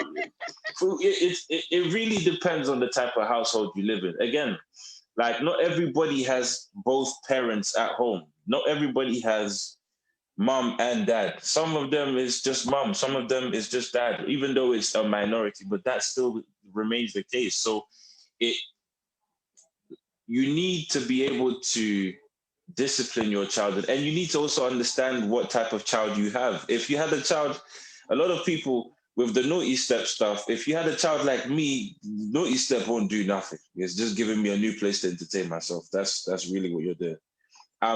And it was one of it's a thing of like what I was afraid of was the beating. But then growing up, it was more than that. It was kind of like wisdom. You knew that, oh no, I won't do this because the last time I did this, I got beaten up for it. And then somebody else does it. But then more as a teenager, you realize there's more consequences than just your parents beating you. Police can get involved. Your teachers can get involved. Somebody might get hurt. You know, that you start thinking of the bigger picture. So yeah, that's something I would add on. Okay, well done. Thank you very much. Yes, I've not heard from Denise in regards. Do you want to say anything about this? If you need to get beaten, you need to get beaten. That's what I think. I think you're not gonna die. You're not actually gonna die if you get beaten. Like, I feel like, especially at the younger age, if you have that, even though I don't like the word fear, but that's the right word. If you have like the fear installed in you, you're less likely to do like a multitude of silly things. Everyone's going to do silly things in their life, but I feel like you'll do like the minimal in comparison to someone who doesn't have like any like type of discipline. So it doesn't necessarily have to be like beatings for me. It can be any type of discipline, but I don't think beating is necessarily bad if it's in the right. Yeah. Okay. All right. Thank you very much. Blessing, do you want to add anything in regards to that? Yeah, I just want to say I agree with Kirsty. I feel like you do need to be disciplined, but beating, I don't think beating really helps me with anything. I think it just made me fearful of my parent themselves, but not actually think about what the situation and what was wrong with the situation. I feel like disciplining them in different ways. So yeah, like just think about like your child and how they need to be disciplined, what methods probably work for them most. If talking to them, explaining the reasons why what they did was wrong is probably better than just beating them, because they might not really understand the reason why you're just beating them. You might need to also like compensate with them and explain to them why you're beating them, not actually beating them because you want them to be, so that they can be scared of you. Okay, so I'm going to read some comments here as well as we go along. Somebody say, I agree with you, my piano man. That's actually Kevin. They didn't get his name. We need to be like God, and if we profess to be like him, we need to allow diversity. Somebody asked, what is abuse? What is abuse and what is discipline? We all know what abuse is. Come on, if you're beating your child, like taking, what is it called, hot pot or whatever, that is abuse. But I don't think using a slipper to beat your child bum, or using a mwiko, like we call it in Kenya, we say that you kwa mwiko, that you kwa mshipi. That means I'll take a cooking stick or a belt. I said I'll take a belt. I don't think that is abuse. And I like, somebody actually said that no child, they're not going to agree, but we've seen Kevin and Denise, these two, they've said actually beating a child, that's what we say, there's difference between beating and abuse. But if you take a slip and beat your child or belt, I don't think that's abuse. And personally, I would say, will I use this mwiko? Will I use this stick? Of course I will. I feel like there are times you need to use this, and there are times you need to put them in the naughty corner, and there are times you need to talk to them. And like Manny said, and I think Kevin said as well, you need to understand your child, because children are different. Some children, you'll be beating them, they'll just look at you like, okay, when you finish, I'll go. But some, they'll just see stay kiboko, they will be running, they will never do it again. So I think you need to learn your child. So when you're disciplining your child, you need to know what works for you. But discipline is virtual. Discipline is a must. Nobody should lie to you that you shouldn't discipline your child. It's a must, because let me tell you, when that child grows up, that child is going to blame you as a mom or a dad and say, today I'm a thief. Today, I'm a murderer. Today, I'm a nuisance in the community. I'm selling drugs. I'm in a gang because of you. You didn't discipline me. Don't let that happen. Do everything you can. So when they turn out to be whatever they turn out, at least you can stand in front of everybody and say, I did my best. They chose to turn out like they chose this path, but I did my best. You must discipline your child, whichever way. Choose what works for you. Not always beating, not always naughty corner. I never put any of my children in naughty corner. I don't think it would have worked with my girls. It is really great to create safe spaces. This is someone said. It is really great to create safe spaces like this for intergenerational conversations between parents and children. There is real integrational gap leading to conflict between parents and children. Let's have more of this across different communities. Well done. Thank you very much, Mary Otuko, for that. And great, it's good you appreciate the punishment which shaped you from your mom. That's to Kevin, because actually Kevin said it wasn't for beating. And he has told me this before though. He said if it wasn't for his mom's beating, he won't be who he is today. And look at him, he's a total gentleman. He works, he gets his own money, and he's only 25. So he's doing really well for the beatings. Joking. Okay. Somebody said, I love Kevin, but I would like to ask at what point stopped the time out, the telling off? Okay. Somebody actually said many children have died being disciplined, but that is not being disciplined, that is being abused. No child has died being disciplined, but they've died being abused. But discipline is a must. I don't care what someone says, but it's a must. Because tomorrow, if your children are nuisance to the community, to you, they're not just a nuisance to you, they're a nuisance to the community, to the society, to the whole planet, to the whole world. So you need to discipline your child. You brought your child in this world, you need to make sure that you discipline them, okay? As a parent, I learned very quickly that beating didn't work, and I had to learn to talk with my children and also to listen to them. Most of the time, you don't really stop to listen to children. I also found out that there were more effective ways of disciplining my children, like confiscating something they liked. See, so that parent actually realized from early age what worked for their children. And that's what we said, you need to know your child and what works for them. Okay, so we're going to our next topic, which is, this is something that I find really weird in our community. And personally, I even find it hard to talk about it, to be honest, so I won't lie. Sex. Now, do you prefer, because this is something that we cannot as parents, and I think that's what we normally do as parents, we just put a curtain and say, it's not happening. I don't want to talk about it. Not my child. No, nah. But regardless, these are things that happen in our community, and we need to know how to handle it or how to talk about it so that our children can be safe, okay? So now, when it comes to sex talk, do you prefer that your parents talk to you about it, or you talk to your teachers or a stranger or friends, or do you just prefer just put a curtain, please, don't mention it. Oh, what is it? Yeah. We need to talk about this, guys. Don't lie to us. Be honest, okay? Because we know we can look at. I'm looking in your eyes, and I know.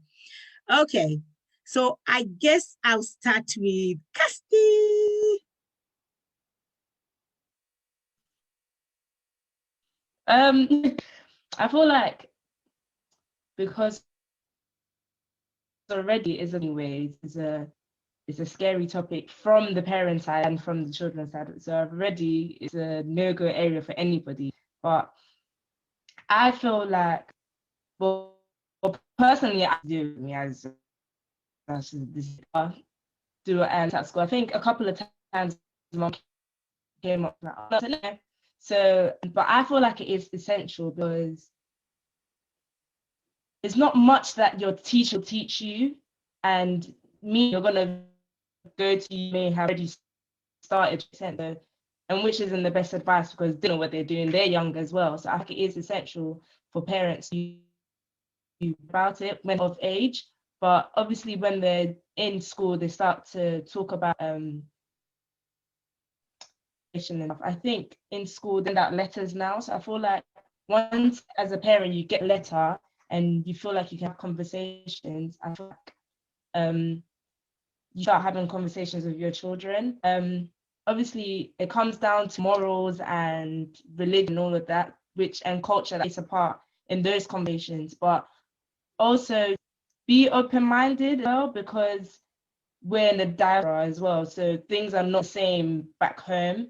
So yeah, it's a hot topic, but yeah, just try and reach out. And if your children also say they're ready for that conversation, please be okay with that and don't force that conversation because it is awkward for them as well. Yeah. Okay, all right. Blessing. I feel like you don't have to talk about it unless your child is ready and comes to you. Or if they don't come to you, then just I don't feel like you need to talk about it. I don't think you actually need to talk about it. And I don't think you should bring it up either, unless you feel like it's necessary. Then I don't feel like you should bring it up. I don't think it's necessary to talk about it. You can learn it from schools. If they do come to you and ask you about it, then you can talk about it and communicate everything about it. But other than that, I don't think it's necessary, to be honest. Okay, all right. That's my opinion. So. Okay, yeah, thank you. Thank you. Kevin, what would you tell us about this topic? Yeah, I was actually gonna agree with Blessing, but then as soon as she mentioned schools, I think I had a flashback that they started teaching kids on like, how to be gay and stuff. Like they said you can, like primary school children are starting to write Prince William's love letters and stuff. You see, like it depends on, again, it depends on the sort of family you have. But I think it's very important to actually bring these things up in conversation, because you might have a son and you're probably wishing for grandkids and stuff like that, but they've been taught by Madame Croissant or whatever teacher it is that, oh yeah, it's fine having a boyfriend, there's nothing wrong with it. And then 5 years later down the line, he's had 7, 8 boyfriends. He hasn't told you anything about his sexual life. And you're now here home thinking, what's like, how come my son hasn't brought a girlfriend? These are things I would like to avoid from the jump. Again, I speak to a lot of parents about children all the time. They things like that are the reasons why I advise parents not to take their children to a boarding school. Only because I want you to have dialogue with your child. Like I want your child to be able to come from school, tell you what happened, and you have that conversation, and you can have the same conversation. That's how you build a relationship. You don't just let them do their thing, and then when they're ready, you might come out queer or what. Not saying there's anything wrong with queer people. Again, we're live on Facebook. I have no issues with you. I'm just saying some people would like to avoid it, some people would not, and it goes the same way for everybody else. So for those who do have a religion and who do want to abide by their religion, they also have to make some precautions. Yeah. So that's what I would call it. I would call it a precaution to have that conversation before your teacher gets there, because they might even tell you to like Prince Williams. Yeah. Thank you very much, Kevin, for that. Okay, let me go to Denise in regards to this issue. I feel like you as the parent should ask yourself, do you really want to know? That's what my thing is. I feel like you don't know. So the answer could be yes, the answer could be no. If it's a no, what are you going to do? If it's a yes, what are you going to do? There's no point in instigating a situation that you're only going to let yourself get angry by. If you don't want to know, then just leave it like that. Keep going about your life. If your child wants to come and tell you, You can't just assume that, because, you know, like you can be a good parent in some aspects, and in some aspects that you're not. I can approach you for certain things, and there's some things that I can't approach you for. You're scary when it comes to this, but you're not scary when it comes to this. So you need to also assess, am I someone that is approachable to talk about such a topic? Because sometimes, you know, parents just think, yeah, I'm great. You're not. Sometimes you have to take time and think, how would I react if, you know, Samantha came to tell me, oh yeah, mom, I had sex yesterday? Am I gonna, Samantha? Samantha will be like, okay, that was a mistake. Or because Samantha knows that's what I'm gonna do, maybe that's why Samantha hasn't come to me yet. So there's that. As for talking to people, I wouldn't say friends, because, you know, you're the same age, so you're more likely to encourage each other to do the same silly things. I'd probably say maybe find an auntie you can trust, and a serious one, not those ones that go back and sneak to your mom, because that will just ruin everything. You now want to go and tell your auntie you're having sex, and I don't know that you're having sex, and your auntie's telling me sex, and I'm saying, no, my daughter's a virgin. No, not all that long story. Someone you can actually trust, a good auntie.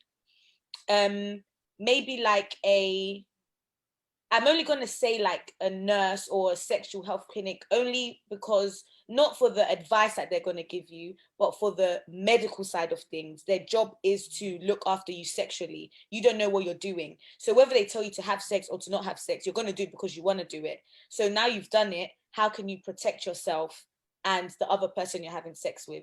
So I'm not necessarily talking for personal advice, because you don't know what that person is. They don't care about you. They don't know you. They're just doing their job. But I know that for sure their job is to look after you sexually, and they will do that. They'll give you the right advice. You know, I don't know, whatever you need to use, they'll tell you that, so you can at least stay safe and not catch anything. So you're hiding a secret, then now you come and have HIV. You're going to have to tell your mom, I've had sex and now I have HIV too. Come on. So let's just, yeah. But what about talking about it prior? We're not talking about you've done it. We're talking about right now talking to your children. That's the same way talking to your children, teaching them hygiene, teaching you, if you have boys, how to treat women out there, or if you have girls, how to behave out there. So we're talking about these things, not because, oh, mommy, I've done it, or mommy, I'm going to do it. No, just talking about, guys, this is reality. It's like talking to girls about periods. Some parents don't want to talk to their girls about periods. They're like, no. But personally, when it comes to things like periods, I used to show my children from the day they were young, I taught them about it. So by the time they're older, because I used to tell them, this is mommy's eggs, mommy has eggs, and the eggs are breaking. So the eggs, every month, my egg breaks. They're like, your egg? How do you have eggs? Well, we have eggs, and those eggs break, and this is what happens. So since they were young, they know that there's something called eggs breaking every month with mommy. So when I'm at this age, my egg will break too. So when their eggs broke, they came to me straight away and say, oh, mommy, my egg broke. So it's the same thing. So how do we now start talking to our children as well about sex at that age? But I don't think that has anything to do with us. I think that's you as an adult, because you don't want your child having sex. So what are you going to tell them? Okay, so you have to think about it. But do you think it's right for us to come and talk to you guys about it? I know Blessing say don't go there, just don't talk. I feel like you can assess from the first time you have a conversation, because yeah, and I feel like it's the way you say it as well. Like, oh, so you want to have sex? Like, no, relax. It's not like that. It's like, if you're going to talk to me, like, we need to talk about it. Like, I feel like the awkwardness of you being a mum and me being a child needs to like disappear, and it just needs to be an older person trying to advise a younger person. If you look at it as your child wants to go and have sex, what are you having sex for? Are you married? The Bible says you're not supposed to have sex. So how can you even like talk to your child about that? Do you know what I mean? I feel like, yeah, you need to, even though it seems bad, but you need to like let like religion go and really just talk to your child. If you think that I feel like if you don't think that that's what they're going to do, then you don't need to bring it up. But if you have your suspicions, just approach it in an approachable manner, not a way that's going to make them shut down or lie, and just advise them what you think is best, isn't it? Okay. Okay, Manny, what do you think about this before I read comments? Yeah, I pretty much agree with what everyone said already. And especially what Kevin was saying about like how they're teaching kids in schools now. It's a difficult um platform right now if you as a parent are not given any sort of guidance as to, I don't know, do you know what I mean, like I don't know, as to what is normal or what is expected of them growing up, like just even for age purposes. Because um me personally, my dad spoke to me about it, but I feel like it's much light-hearted, man to man, than maybe woman to woman. But yeah, my dad spoke to me about it, and my perception of what he was getting at, I felt made me, do you know what I mean? Like be at least cautious of that sort of area in life, innit? Because I feel like, especially nowadays, it's easy to get to fall into the trap of like having sex because it's everywhere, it's on TV, it's favorable, it's like, oh, everyone's doing it, you should be doing it too. Why are you not doing it? When are you gonna do it? Do you know what I mean? So especially nowadays, I feel like having the building that comfortability to at least guide. You don't have to speak about them specifically, but yeah, at least guide that, yeah, this is how, do you know what I mean, you should go about it, or this is how people have gone about it, or this is how maybe, yeah, you could go about it. But yeah, I can, as African parents, especially it being African, I know full well it is not easy. It's not an easy job. You can't just say, oh yeah, come here, let's have the conversation.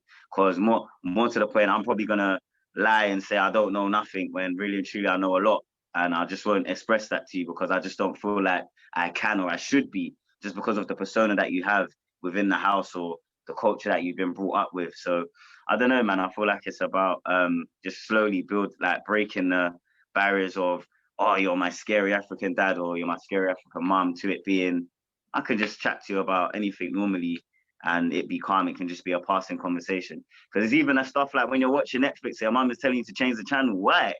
I'm gonna watch it without you. I promise you, I want to watch the scene without you. So you might as well sit there. Then that's probably even a better way to explain it afterwards. Like I don't know, but all of that stuff is already embedded in my mind that I can't come to you and speak to you about this when they're not even doing much on the TV and you're telling me to change it because you're already saying it's already planting something bad in my mind. Why is it bad? Why is it considered bad or negative? But yeah, I do understand. Trust me, I understand the perspective from the African parents, but I feel like you're just trying to hide away for the fact that your child, you just assume that they don't know about it, which they probably do because they go to school and there are people that are outside of their cultures that are speaking about it normally. Do you know what I mean? So yeah, I reckon the conversation should be had. I don't think it should be forced. I feel like it should just be natural.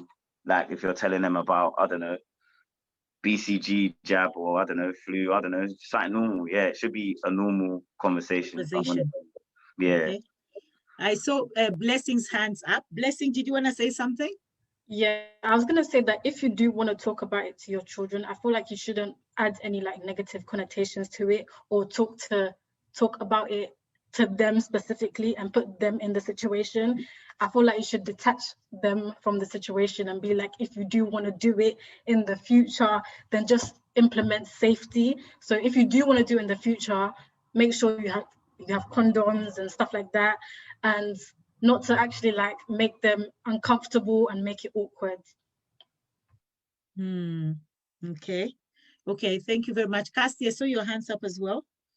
Yeah, just to agree with Essing, just don't add a negative stigma to it, because there's some children that are very curious. If you're like, no, don't do it, they're gonna be like, oh, okay, why is it so bad I didn't do it? And they'll go with it. Do you get what I mean? So I feel like the advice should be more, I know there's the religious side, so Denise said sometimes you have to put that, but obviously it's a thing where advise them that do it when you're ready, when you're comfortable, don't let anybody force you to.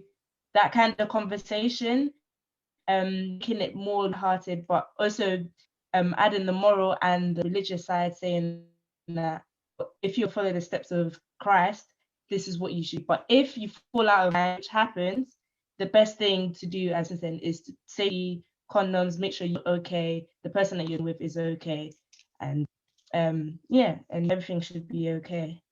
Okay, Thank you. So yeah, so we've just heard what the youth have said. It is important to talk to your children about it. Talking about it doesn't mean that you're telling them go and do it. And I just want to read something. Talking to a child about sex is not really about telling them about the sexual act, as most people think. It is mainly about safety, especially from sexual harriet,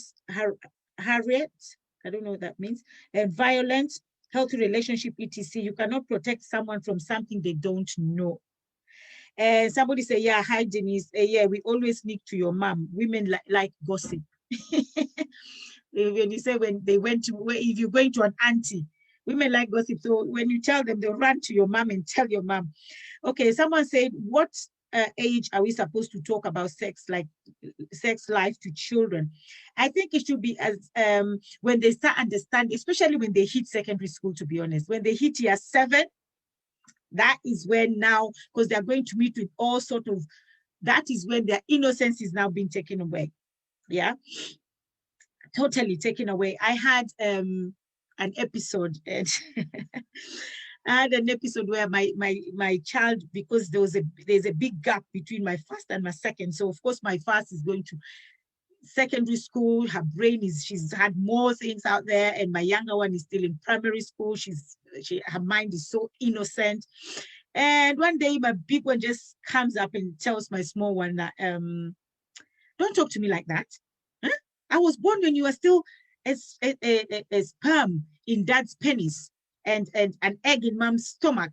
Come and see my daughter crying her eyes out, coming to me and crying, Mommy, was I a sperm? Was I a sperm? I was thinking, okay, so how do I handle this? This child is still young. She doesn't know that she was once a sperm. And my big daughter is there saying, but Mommy, am I lying? It's true, am I lying? So I didn't totally know how to deal with the situation, because one of them is older, she understands. The other one is still young. So I was like, don't spoil your sister's mind. That's all I said, because I didn't know how to handle that issue. Because yes, it was true, but this girl is too young to understand. What is sperm? What is penis? What is egg? How can I be an egg? How can I be a sperm? So that was a very difficult issue to deal with. But it's because her mind was still young. So I think that by the time they hit secondary school, trust me, I think that's the time you really need to now start speaking to them, because it will come out one way or another. Like with me, my big daughter just said it, and that wasn't really nice. It was a hard one to deal with. Okay, and now, youths, I don't have any more questions for you guys, because I wanted to get to a point where now I don't have questions. And don't ask me any questions either, because I already know how to answer them. But I just want you to talk to us as parents. Just talk to us. Now you're talking to parents. Just talk.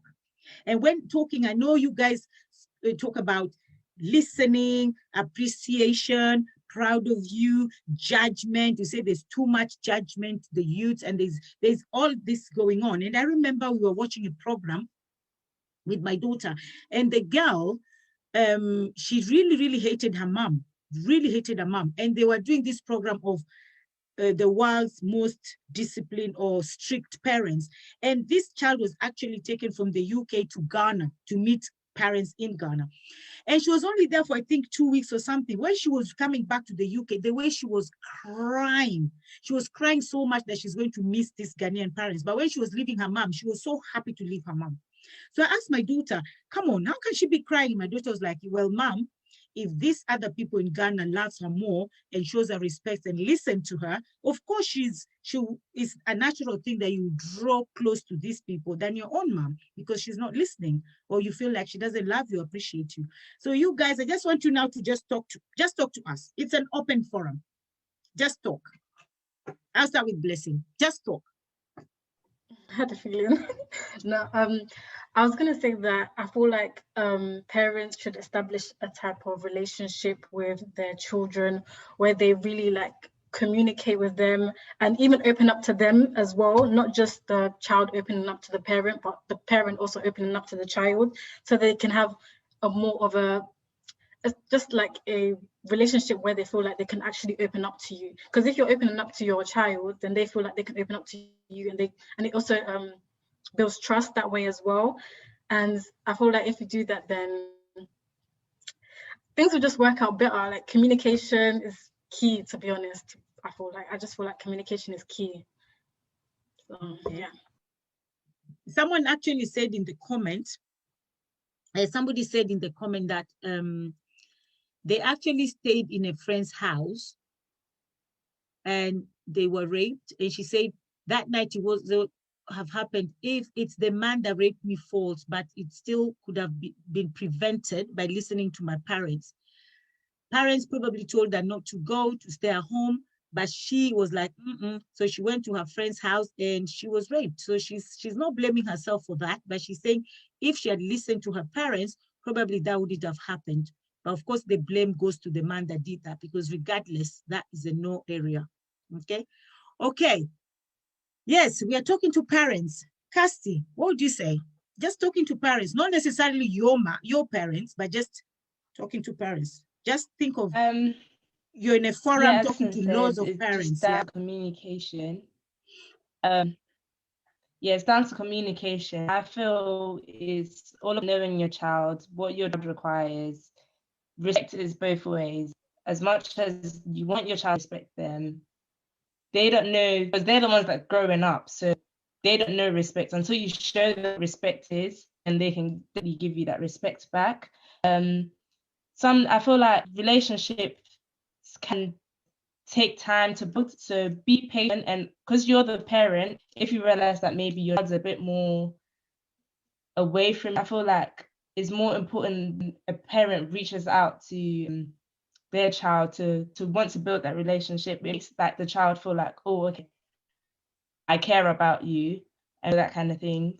It's just knowing your child and what works best for them.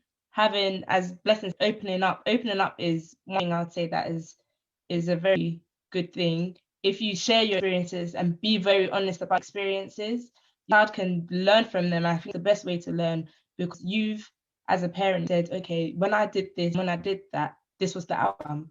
So because they know that my father or my mother has gone through this, they're most likely be able to do, they're mostly not going to be doing that exact mistake that their parents did. So I feel it's all about being honest, being open, communication, and also like do fun things with your children. I feel like, as I was growing up, I feel like I saw my dad and mom do a lot of fun things, and that helped us like bond quite a lot. So doing relatable things. If your daughter likes to dance, go to her dance class. If your son to paint, go to a paint with them. Go to a museum. And doing activity also really builds up relationships between a parent and their children.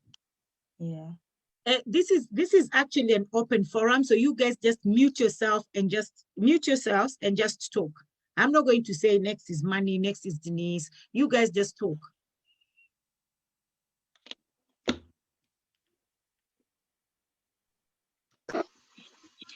All right, can you hear me? Yeah. Sorry, just fetching myself a drink. Who was it that was speaking last? Kirsty. Kirsty, yeah, she made a point about parents doing activities with their children. Listen, this is one of the things I envy the most. I have a friend that goes canoeing.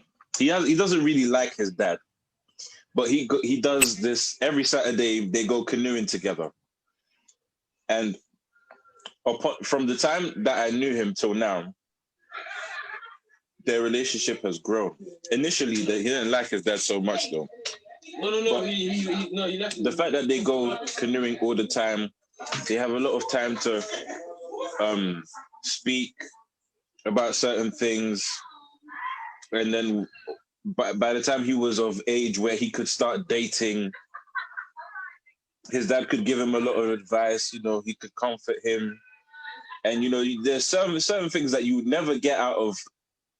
You could read all the relationship books out in the world, but your parents might be able to give you some key points that you would just never get from anywhere else. It's very valuable. And it's the sort of bond that I would want for myself as well. I wish me and my dad could go canoeing. It's just that he's too old and he's about to retire. And, I'm too cool, I'm too suave. I don't want my nice Wellington boots getting wet and all stuff. You know, a lot of things can happen. But again, that bond, it will be the best place for the dialogue to start. It will be the best place for you to start the conversation. It'll be the best place. And once you have that thing of, remember the time when we went to those sort of conversations, it allows for that opening. For me to be able to say, I remember the time where, you know, the time where we went to Paris together, or you came to my dance club, or you came to my music studio, even though you didn't like the fact that I was swearing, but you was in the studio waiting for me. That changes a lot of things. That changes a lot. I guarantee you, there's no parent, there's no person as a child or as the parents' children right now who wouldn't take that as a trophy, so to speak. So yeah, that's all I got to say about it. Yeah, you can go. I feel like parents need to work on like selfishness. I feel like when things are going on or there's certain like problems going on, they find a way to turn and make it about themselves.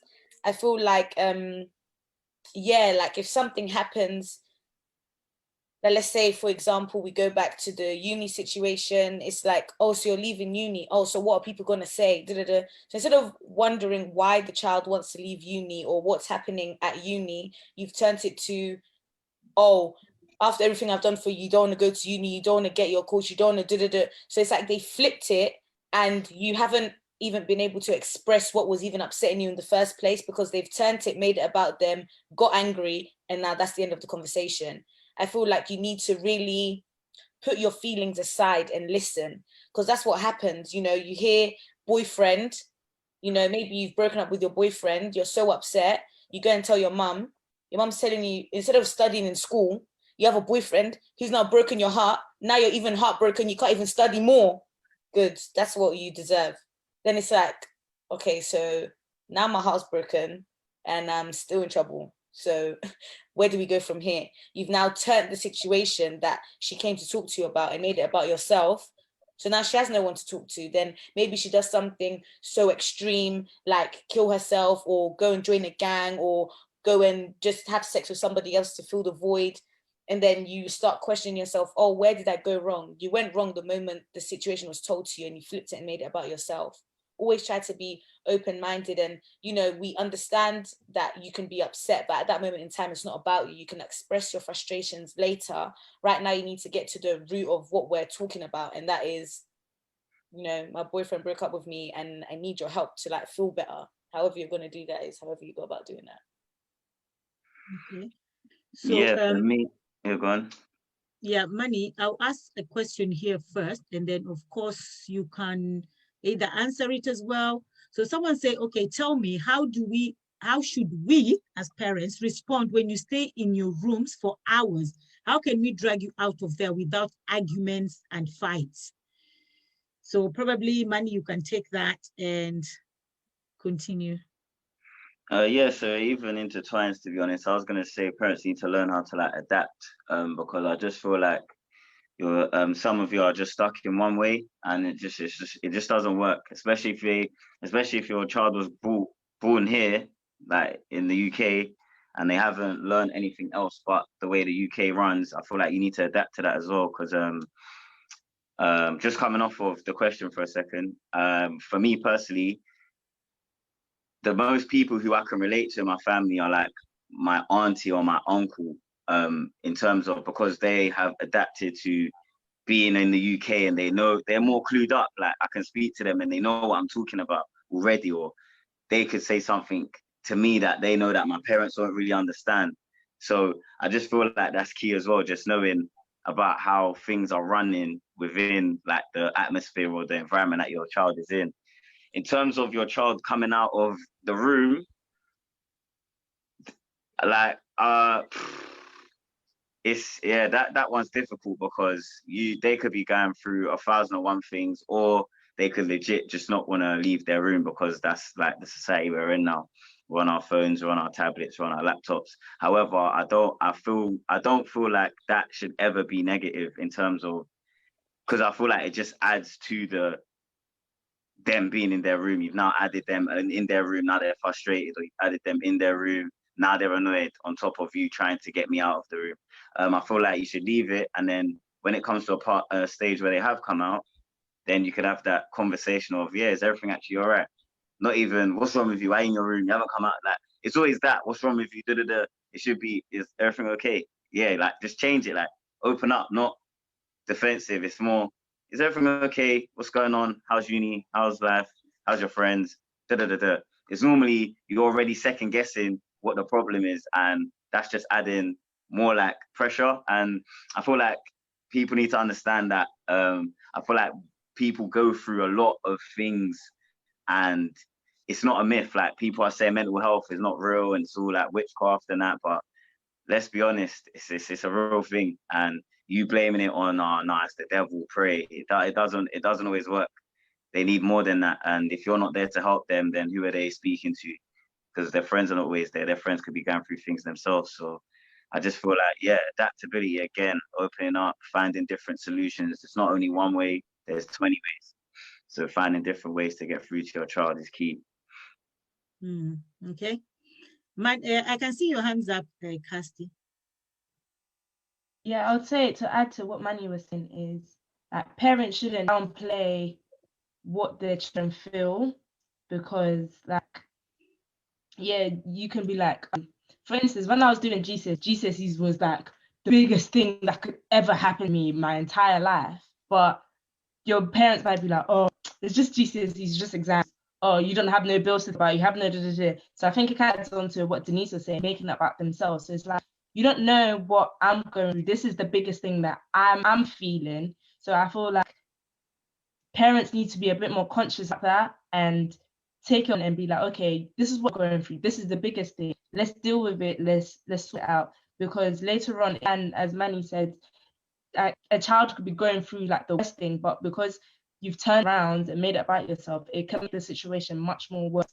So parents being more sensitive to like matters and stuff, so depression and mental health and all of that kind of things, because they do happen, and it could be like from the littlest thing and be very small to you, but it is the big thing. So it's just being very sensitive about topics. And yes, you have to pray about it, but there's also actual things that you need to take action with. Okay. All right, Denise. As for like the getting the children out of the room, I feel like you could try a different approach. So maybe like on Saturdays or Sundays, you could do like takeaway, but on the takeaway, we all eat together and we watch a movie. That's what I was gonna say. Yeah, like try to do like something. Yeah, like, not like you're calling me out of my room to do what? For us to look at each other in the face. You know? Like, let's do something, or I'm gonna go back to my room. Like, yeah, like, or you know, we go out and we like you know, maybe like go shopping, even though you don't want to spend your money, but open your wallet and let's go out because you want us to spend time together. So then when we do stuff like that, it's like, oh, so like, you know, she does like care. Like, you know, we go out, oh, so how's been? Or how was school? How was this? You know, we talk, we go out, we eat, we come back. Yeah. Everybody's frozen. You were frozen in a minute, Denise. We didn't hear what you said, or maybe it was me. Yeah, well, I heard it, yeah. It was on my side. Okay. Yeah, I was just gonna agree with Denise as well. Like, I think, yeah, like, rather than telling them to get out of the room, why? Like, invite them to do something instead. Like, invite them to come to the kitchen and cook with you, or invite them to watch a movie, stuff like that, instead of just telling them to leave the room. Yeah. With you, because with you, that's true. With you, like, invite them to do something with you. You're in your room sitting down and you're telling me to go and make food. Please, please, please. Come on, man. Oh, yeah. Okay, so you're getting them out of the room. Is, oh, let's make food together. Let's do this together. So it's always like, come and let's do things together, rather than what I'm doing in your room. Okay. Positive. Let it be positive first before negative. Yeah. And someone also have asked, so what can we do to manage the mental health problems among teens and young people? What can we do? Now it's parents asking questions because we are desperate. We don't know what to do. Yeah. Yeah, like I said, it goes back to just being adaptable, man. If I can't approach you, you're never ever gonna get into my mind. You're just not. I just won't allow you. That's just it. I'll tell you I'm fine. I'm not fine. I'm not. I'm actually not. I'm not okay. And I might go talk to my friend who's giving me bad advice, but I know you'll give me more better, but I'm not trying to hear it. Yeah. It's a tough one, I won't lie. Okay. You need to have that comfortable environment for us to feel like we're going to be able to speak and not be judged. Because that goes back to the getting angry thing again, or flipping it on yourselves. It's like, oh, I tell you I'm depressed. Why are you saying you're depressed? You're bringing these things into your life. You say bad things will happen to you. You say, okay, yeah, okay, I'm not depressed, I'm sorry. Then you leave. Okay. And you're still depressed. You're still depressed. And then... Like, what? Or say, yeah, you know, I went to the shop and and I don't know, I stole something. Oh, so you stole. So now you want to embarrass me. You're a thief, yeah? Boom, that's the end. It's like, don't flip it and don't get angry. Just listen. Even if sometimes it's not even like for what you can say. It's just the fact that you're listening in the first place that makes me feel like, oh, you know, my mom is going to listen to me and she's human. She doesn't have all the answers, but the fact that she's listening to me is something in itself. I don't have to go up and look for someone else to listen to me. Yeah, but a parent will ask, but why would you go to the shop and steal something though? I understand, but like it happened and I done it. So you just have to be like, come on, you know that's not the right thing to do. So, you know, you can even be like, come on, Samantha. Yeah, it's just like, right. Sorry. So why did you do it? But you're going and you're going to get the belt when I told you myself I stole and I didn't get caught. You want to beat me now? Nah. So it's just the fact that you are free with your parents to actually even come and tell your parent that you stole. Even though, yes, it's a wrong thing, but it's for them to now advise you not to take a belt and start hitting you, because next time you do something bad that you know it's bad, you're not going to come to your parent and tell them anything, because you know the next thing you'll get in trouble. And another thing is never throw back in my face what I've told you with confidence. If I tell you something and then you come back later and be like, yeah, that's why your friends don't even like you because you're too rude. It's like, don't do that, because I'm the one that told you I'm not talking to her because of ABC. Now you want to throw it back in my face now because you're angry. So it's like, never throw back what I've told you. Wow. Okay, I'm liking this conversation, and a lot of people are here liking the conversation. And actually, the lady says she likes the advice of how to get a child out of the room. And then what I'm hearing is we should address the issues and you as a person and not making everything about us. But sometimes it's difficult though, because, and I'm so grateful that of course me and my daughter, we are close, and I'm grateful that one day I said something and my daughter said, you're making it about yourself. And I was like, how? Because to be honest, sometimes we don't even know when we're doing that, and we don't know, we don't even know how not to do that, because every conversation we'll have will be like, so now, how does that make me feel? Immediately I'll think about what my daughter told me. You're making it about yourself. So I think as parents, and this will be a struggle to a lot of parents, I think we should be mindful of what we say, so we don't turn it about ourselves, we don't accuse you again, you know. So yeah, so this conversation is actually, there's so many messages here, so many. Managing emotions is something that is not taught about in school, but we should talk about it more. Would love to talk about this more and discuss. So everybody, actually, a lot of people wants us to do this more often, because only once is not really helping. Once is not enough. So yeah, and somebody also talk about do not judge. How do you feel? Do you feel like you're always just being judged, or?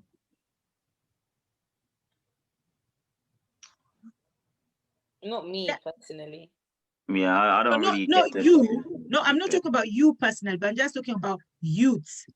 You know, like people just look at you guys as youths, or maybe, because I've seen personally, one day I was walking with one of my friends and there was this group of boys coming. I knew. And she just saw them and she was like, oh, and I was like, what's going on? This boy is coming. And they say, so? yo, you don't know who they are, you don't know what they can do. And I said, that boy, Kevin, I keep muting you because you have so much noise on the background, that's why. And I said, that boy can be your son one day walking with some group of friends. And if you're maybe the other side of the road and you see somebody react like that to your own son, how would you feel? You know, and I didn't run, but she was so scared that she still crossed the road. And I went through, the boys passed me, and I told her, what happened to me? Nothing happened. And I think because of, I've seen children, my daughter can actually testify to that. I saw children fighting and I entered, and I know my children were like, Mommy, why would you do it? And I actually called the police. And the good thing is one of the girls' brother actually got arrested. And she actually came the next day because everybody knew it was me with my red hair. Everybody, all the youths know who I am. You know who I am. She actually came and said, Auntie, thank you for calling the police, because if my brother wasn't arrested, probably something worse could have happened to him. So I think as a community, as parents, we should stop just judging. We just see black boys with hoodies or walking together. Straight away, they're thieves. They're bad boys. They're drug addicts. They're this. That's not the case. So how do you feel about society always judging you guys? Media, man. I feel like media as well. Like my mom's advocate for that. She'll see something on the news already, split second, she's already telling me, don't do this. I'm saying, look, what you see on the news is not real life all the time. It's just in that area that happened once over there. It's not happening every single time like you walk out. But I understand how it can quickly change your perspective on life as a whole. But you just need to be careful about how you let it transpire into like your children, because all of the fearful stuff is, yeah, it doesn't help. It doesn't help. You're being paranoid. I'm not paranoid, but now you being paranoid is making me paranoid for no reason. And now I may not want to go somewhere, which I know that it's okay. So yeah, be careful what you take in from the media. All right. Anybody else wants to add on to that? Because we're almost on our, I can't believe 2 hours is done. I feel like girls get like judged as well.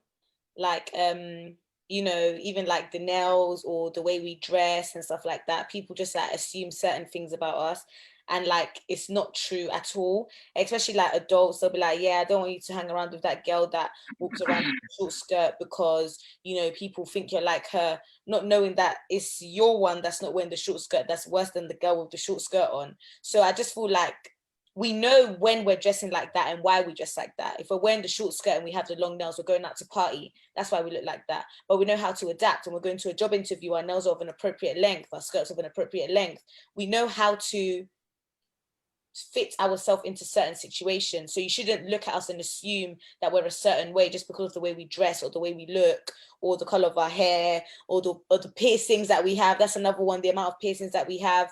It doesn't like dictate what's going on here or the way we act in society. So that's my point. Okay. Anybody else with something else to say? Yeah, I was gonna say that You're muted. You're muted, Kevin. Hello. Yeah, I can hear you. Okay, yeah. There's a I'm trying to say it in English because it's a French saying, but children are children are like adults who know that they think, and adults are like children who think they know. That's the quote from a French poet. I'll write that when I get the name of the. But what he's really trying to say is the fact that your child is experiencing so many things. He knows that he's thinking. He knows that this is an environment where he's trying to gain something from. What he's not trying to do is use that as a input to now say, oh, I know it all. No, you never hear a child say that. They're more observant about what's going on around in their surroundings and trying to implement that into their own lives. Whereas adults who have already experienced a lot of things feel like they've seen the world as it is and they know more than you do. There's no such thing as a parent who knows more than their child. Sometimes the children might know more than you. It's just that you've never been into that situation at all. So it's very good to listen.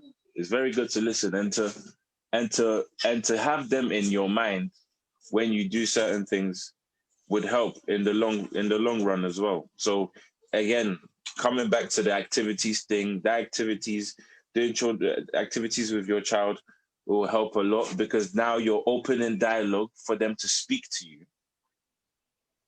And then also like bringing yourself to actually, if there's certain things, you know, I like I said before, I'm a stubborn child. I was always a stubborn child, but my mom beat me to the right sense.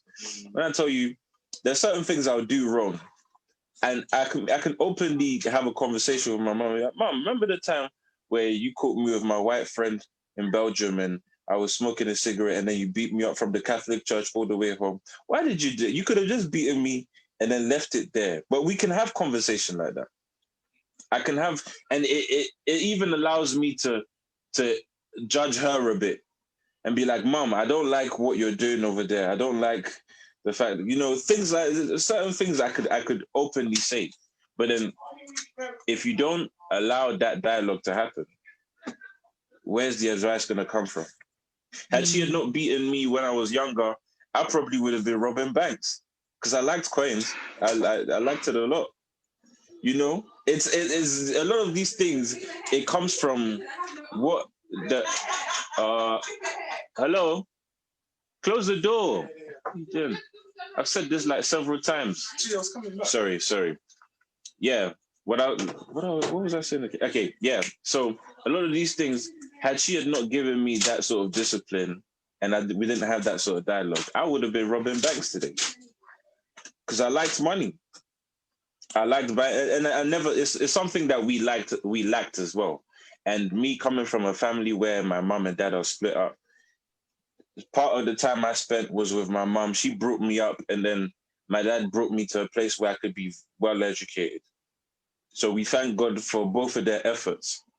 But I would encourage almost anyone and everybody who's looking for a relationship just to stay with your partners. It's better to do it as a pair than it is by yourself. It's harder when you're doing it by yourself because you have to carry a lot of the weight. Yeah. Okay. Thank you. Yes, Denise. I've got two things. One is parents should like stop seeing their like kids as property, especially like girls. There's a lot of like parents even in this country that will be like, yeah, as soon as my daughter finishes university, she's going to get married. No, that's not it. Sorry, your child needs to travel, live. Like, how can you finish university and get married? Like seriously, like that is too much. You need to let your child live, party, you know, do all these things that they want to do, because if you don't do that, when you get married, as soon as you get married, you're just going to get pregnant. When you get pregnant, you're going to have a baby. It's like you didn't enjoy your life. There was no time to enjoy. So it's either you could just, you know, do the right thing and just look after the child and then that's your life. Or you could end up resenting that child and treating that child badly for no reason. Or you just give the child round and you're just doing what you didn't get to do because you were forced into marriage like straight away, and then your marriage is going to break down because you're not a single girl anymore. You're a wife. With being a wife comes with like responsibilities and stuff like that. So I feel like parents should kind of like cut out that agenda of my child's coming out of uni and getting married. No, stop that one. And number two is I feel like parents shouldn't be scared that they're losing their tradition and culture in the household just because that they've come to this country and they're like, I feel like that's where a lot of issues come from, because they're refusing to adapt because they feel like, no, that's white man. We don't do that in this house because we're not white, we're African, and in Africa, this is what we do in Africa. I understand that, but we're not in Africa right now. So what you are doing over there, it genuinely will not fit this. It doesn't fit this piece of the puzzle because you're not in Africa. In Africa, it's okay to do certain things. Here, it's not. But I don't want you to feel like you're losing your culture or we're becoming too westernized. Like, that's not it. There are things that I know about my country, I know about my culture, I love my culture, and I'm not any whiter than the next Black person. It's just that there's certain rules that you need to follow, that now we're in this place just to make your life easier, to make your life better, to make your relationship with your child better. Adaptation will take you so far, but don't feel like you're losing your culture just because you're adapting. One thing I will say, sorry, go on, Kirsty. To add to the previous point you were saying with the marriage thing, yeah, I feel like Africans need to relax a little bit because it's like, I don't know if it's because they got married younger, but I feel like, as Denise says, there's a lot more than getting married straight away. And I feel like, for me, what's very annoying is the whole thing of don't have a boyfriend, don't have, as soon as you're 21, 22, 23, it's like, where's your husband? And like, we've gone from pressure of no friend to pressure of where's your boyfriend, when are you going to marry? It's just like, it's pressure upon pressure upon pressure. And even when you get ready, when's the baby coming? It's just like, just relax. Like, life just has to go on, but let me live in my own like lane it. So just relax a little bit. Yeah. Okay, thank you. Manny, you want to say something? Yeah, what I was gonna say is I want to end up, well, for me personally, I want to just say, like, I feel like both children and parents need to understand that you're both human. Like, as a parent, you're not Superman. You're not, no, like, you're not, I know you want to embody that superhero, but you have to remember you are human. You're gonna have bad days. It's not every day is gonna be cushy. We're not here to say, oh yeah, guys, you need to do this, that, because as much as it is annoying at the time, it's understandable because, yeah, like, everyone has feelings, everyone has emotions, everyone has moods. Same way you're trying to figure out why your child is not cool, you might not be cool yourself. So sometimes it's about knowing your mood, knowing how you feel. Are you ready for this conversation? Are you ready to approach your child and it be positive? Or you know that you're just doing it because you're angry and it's just going to make things worse. So I feel like from both ends, even us as children need to understand that our parents are not like, do you get what I mean? They're not machines. They have feelings, they have moods. So even us shouting at our parents saying we hate you, blah, blah, blah, we might think they don't care or they're brushing it off. We don't know how they feel about that. So I feel like for both sides, it's just understanding that, yeah, we're all human. We all make mistakes. We all need to like listen and try and make things as easy as possible. Okay. Yeah. So thank you, guys. I'm just going to ask one question, all of you, and to finish up, because we've run out of time. Would you do what your parents tell you to do or what your parents do? So, there's this phrase, do what I say and not what I do. What would you do? Would you do what they tell you to do or what they're doing? I'll ask. By example. Yeah, I'll ask. I feel like they should lead Blessing. by example. Mm-hmm. They should lead by example, and I will do what you do. So if you do something, I would then do it. I will, like, if you do say something, I will listen and try to understand, but I would prefer you to lead by example rather than you just telling me to do something and then that's it. That's the end of it. End of conversation. So do what I say, and do what I say doesn't really go well with you, Blessing. I mean, it does. Like, I can listen to you, and if you explain it, then I will listen. But I'd rather you lead by example.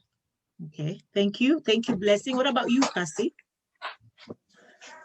I feel like I'm more of an action person. I feel like I see things, I'd prefer to see you do something than it will make me feel like, even from a young age, try and pick up on what you do and like what your moms do. You're like, as a kid, like your mom cooking in the kitchen. So when you place it, you're like, oh, mom cooking. So anything you do, that's what children pick up. So what been said, lead by example. There's certain circumstances, yes, I'll have to say certain things, but I'm not necessarily do that because I can't do that anymore because I'm not of that age or things have changed for me. So it is a thing of taking what they've said, breaking it down, understanding it, and taking it and applying it where it's possible. If you need to do what they do, then you do what they do, because we also know if doing something wrong as well. So we should use that initiative as well. Because as I said, no one's perfect. Just analyze the situation. Okay, thank you very much. Money? Yeah, I agree with what Kirsty and Blessing are saying. I feel like it's a little bit of both. Because there's some instances your parents will tell you what to do, and you're thinking, no, I don't really want to do that. Like, you haven't really shown me why I should do that. But if you showed me, I might be like, okay, this is the reason why I should be doing what you've told me to do. So I get both sides, and I feel like, yeah, it's just another thing of like balancing.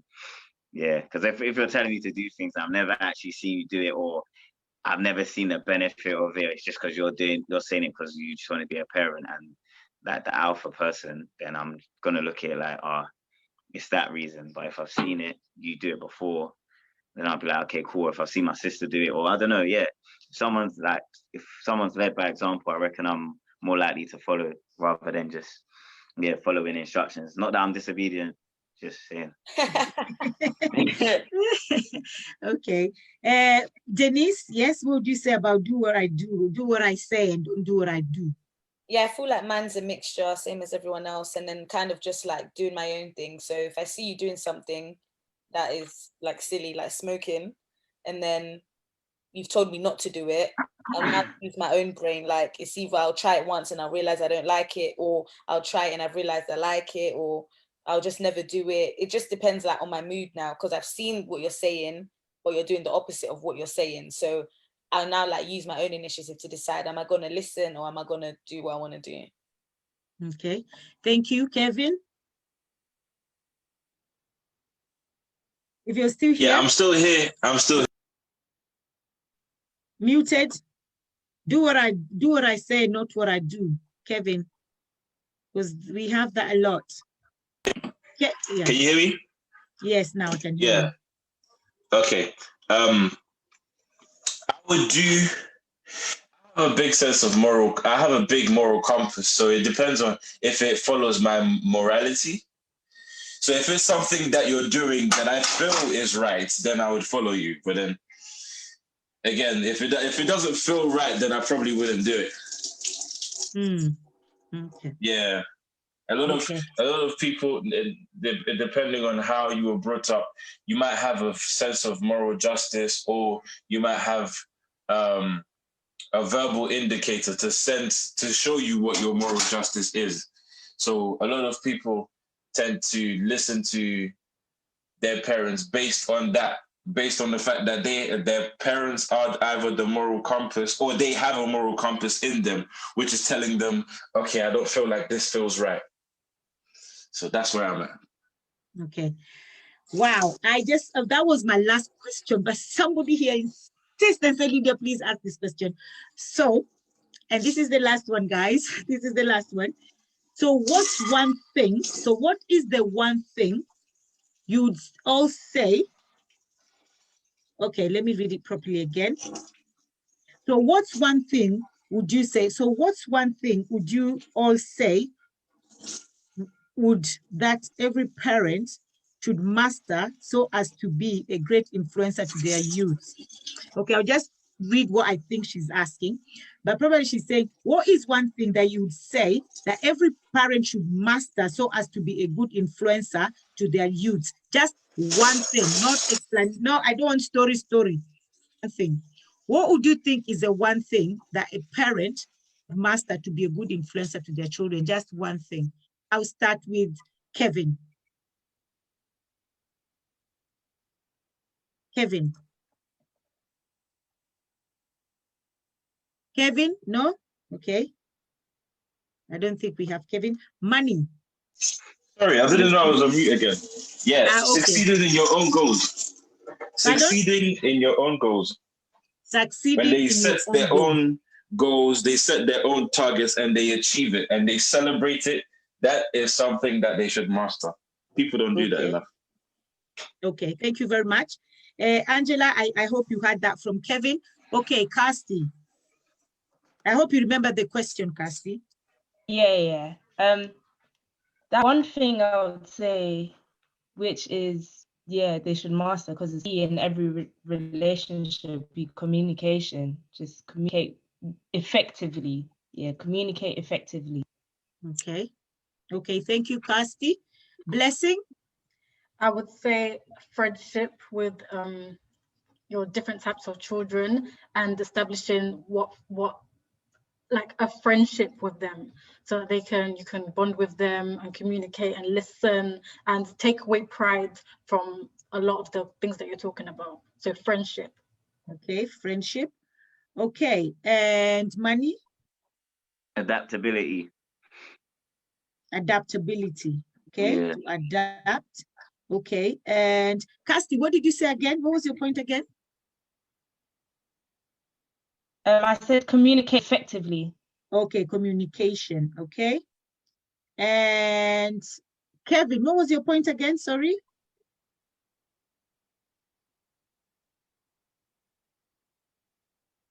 Succeeding in your own goals.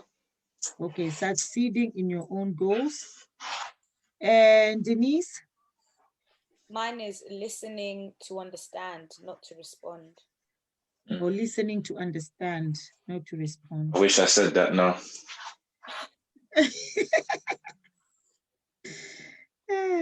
Okay, I'm sure all the people have heard that. So I'll say succeeding in your own goals, communication, adaptation, friendship, and listening to understand, not to respond. Thank you very much, guys. This has been a blessing. I've never done a show this long before, but you were motivating. So I've been so much motivated, transformed, inspired, and educated today with the youths, you know. So thank you so much, guys, for this. And for all our viewers, please, I would like you to thank you so much, the viewers as well. I'll say thank you for your likes, for your shares, for your comments, for your contribution. Thank you so much. Yes, I'll create a day again, because there's this a psychiatrist, Angela Karanja, that every month we do parenting with her, because we know that the society we're living in right now, a lot of us are losing our children. We are either losing our children on suicide, we're losing our children on stabbing, we're losing our children in jail. Actually, there's something we're missing. So what me and Angela are going to do, instead of having 1 month with Angela, we're going to divide it. So we will have 1 month with the youths, another one month with Angela, another one with the youths. Because Angela, she's actually a professional in this field, and she brings a lot on the table. And for the youths, thank you so much. You don't know what you've done. You've really, really helped a lot of parents out there, starting with me as well. And to be honest, my children always help me every day, because the thing that I think God have blessed me with is the fact that I actually really listen to understand and not to respond. But sometimes I'm also harsh, like I'm good in some parts and I'm not good in some parts, because I'm human. And thank you very much. And what I'll leave with parents as well is just remember, parents, we are all humans, and sometimes we get it wrong as well. And it's okay to tell your child, I don't know, I'm not sure, I don't understand. But don't make it like you know everything, because nobody knows everything. And if you make it like that, then your child will feel like, okay, so my mom is actually, or my dad, they don't know. So they're not really superheroes that I thought they are, because we're all humans. And what these teenagers have left us with: listen to understand, not to respond, friendship, adaptation, communication, and succeeding in your own goals. So I hope you wrote those things down, guys. So thank you very much. Thank you so much, our viewers. We still have a lot of people viewing, but we have to go. And please share before you go. Before you go, please share, like, comment. And until then, I'll see you next week as we celebrate our Jamhuri Day. So next week, we are celebrating Jamhuri Day on the 12th of December. That is when Kenya got its independence. So you guys stay there, don't go. But everybody on Facebook, I will say thank you very much. Asanteni sana. Share, and share.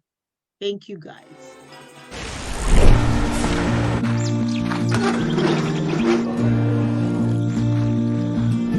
At World Remit, we understand what the journey is about, how it can sometimes take a little distance to bring us a little closer together.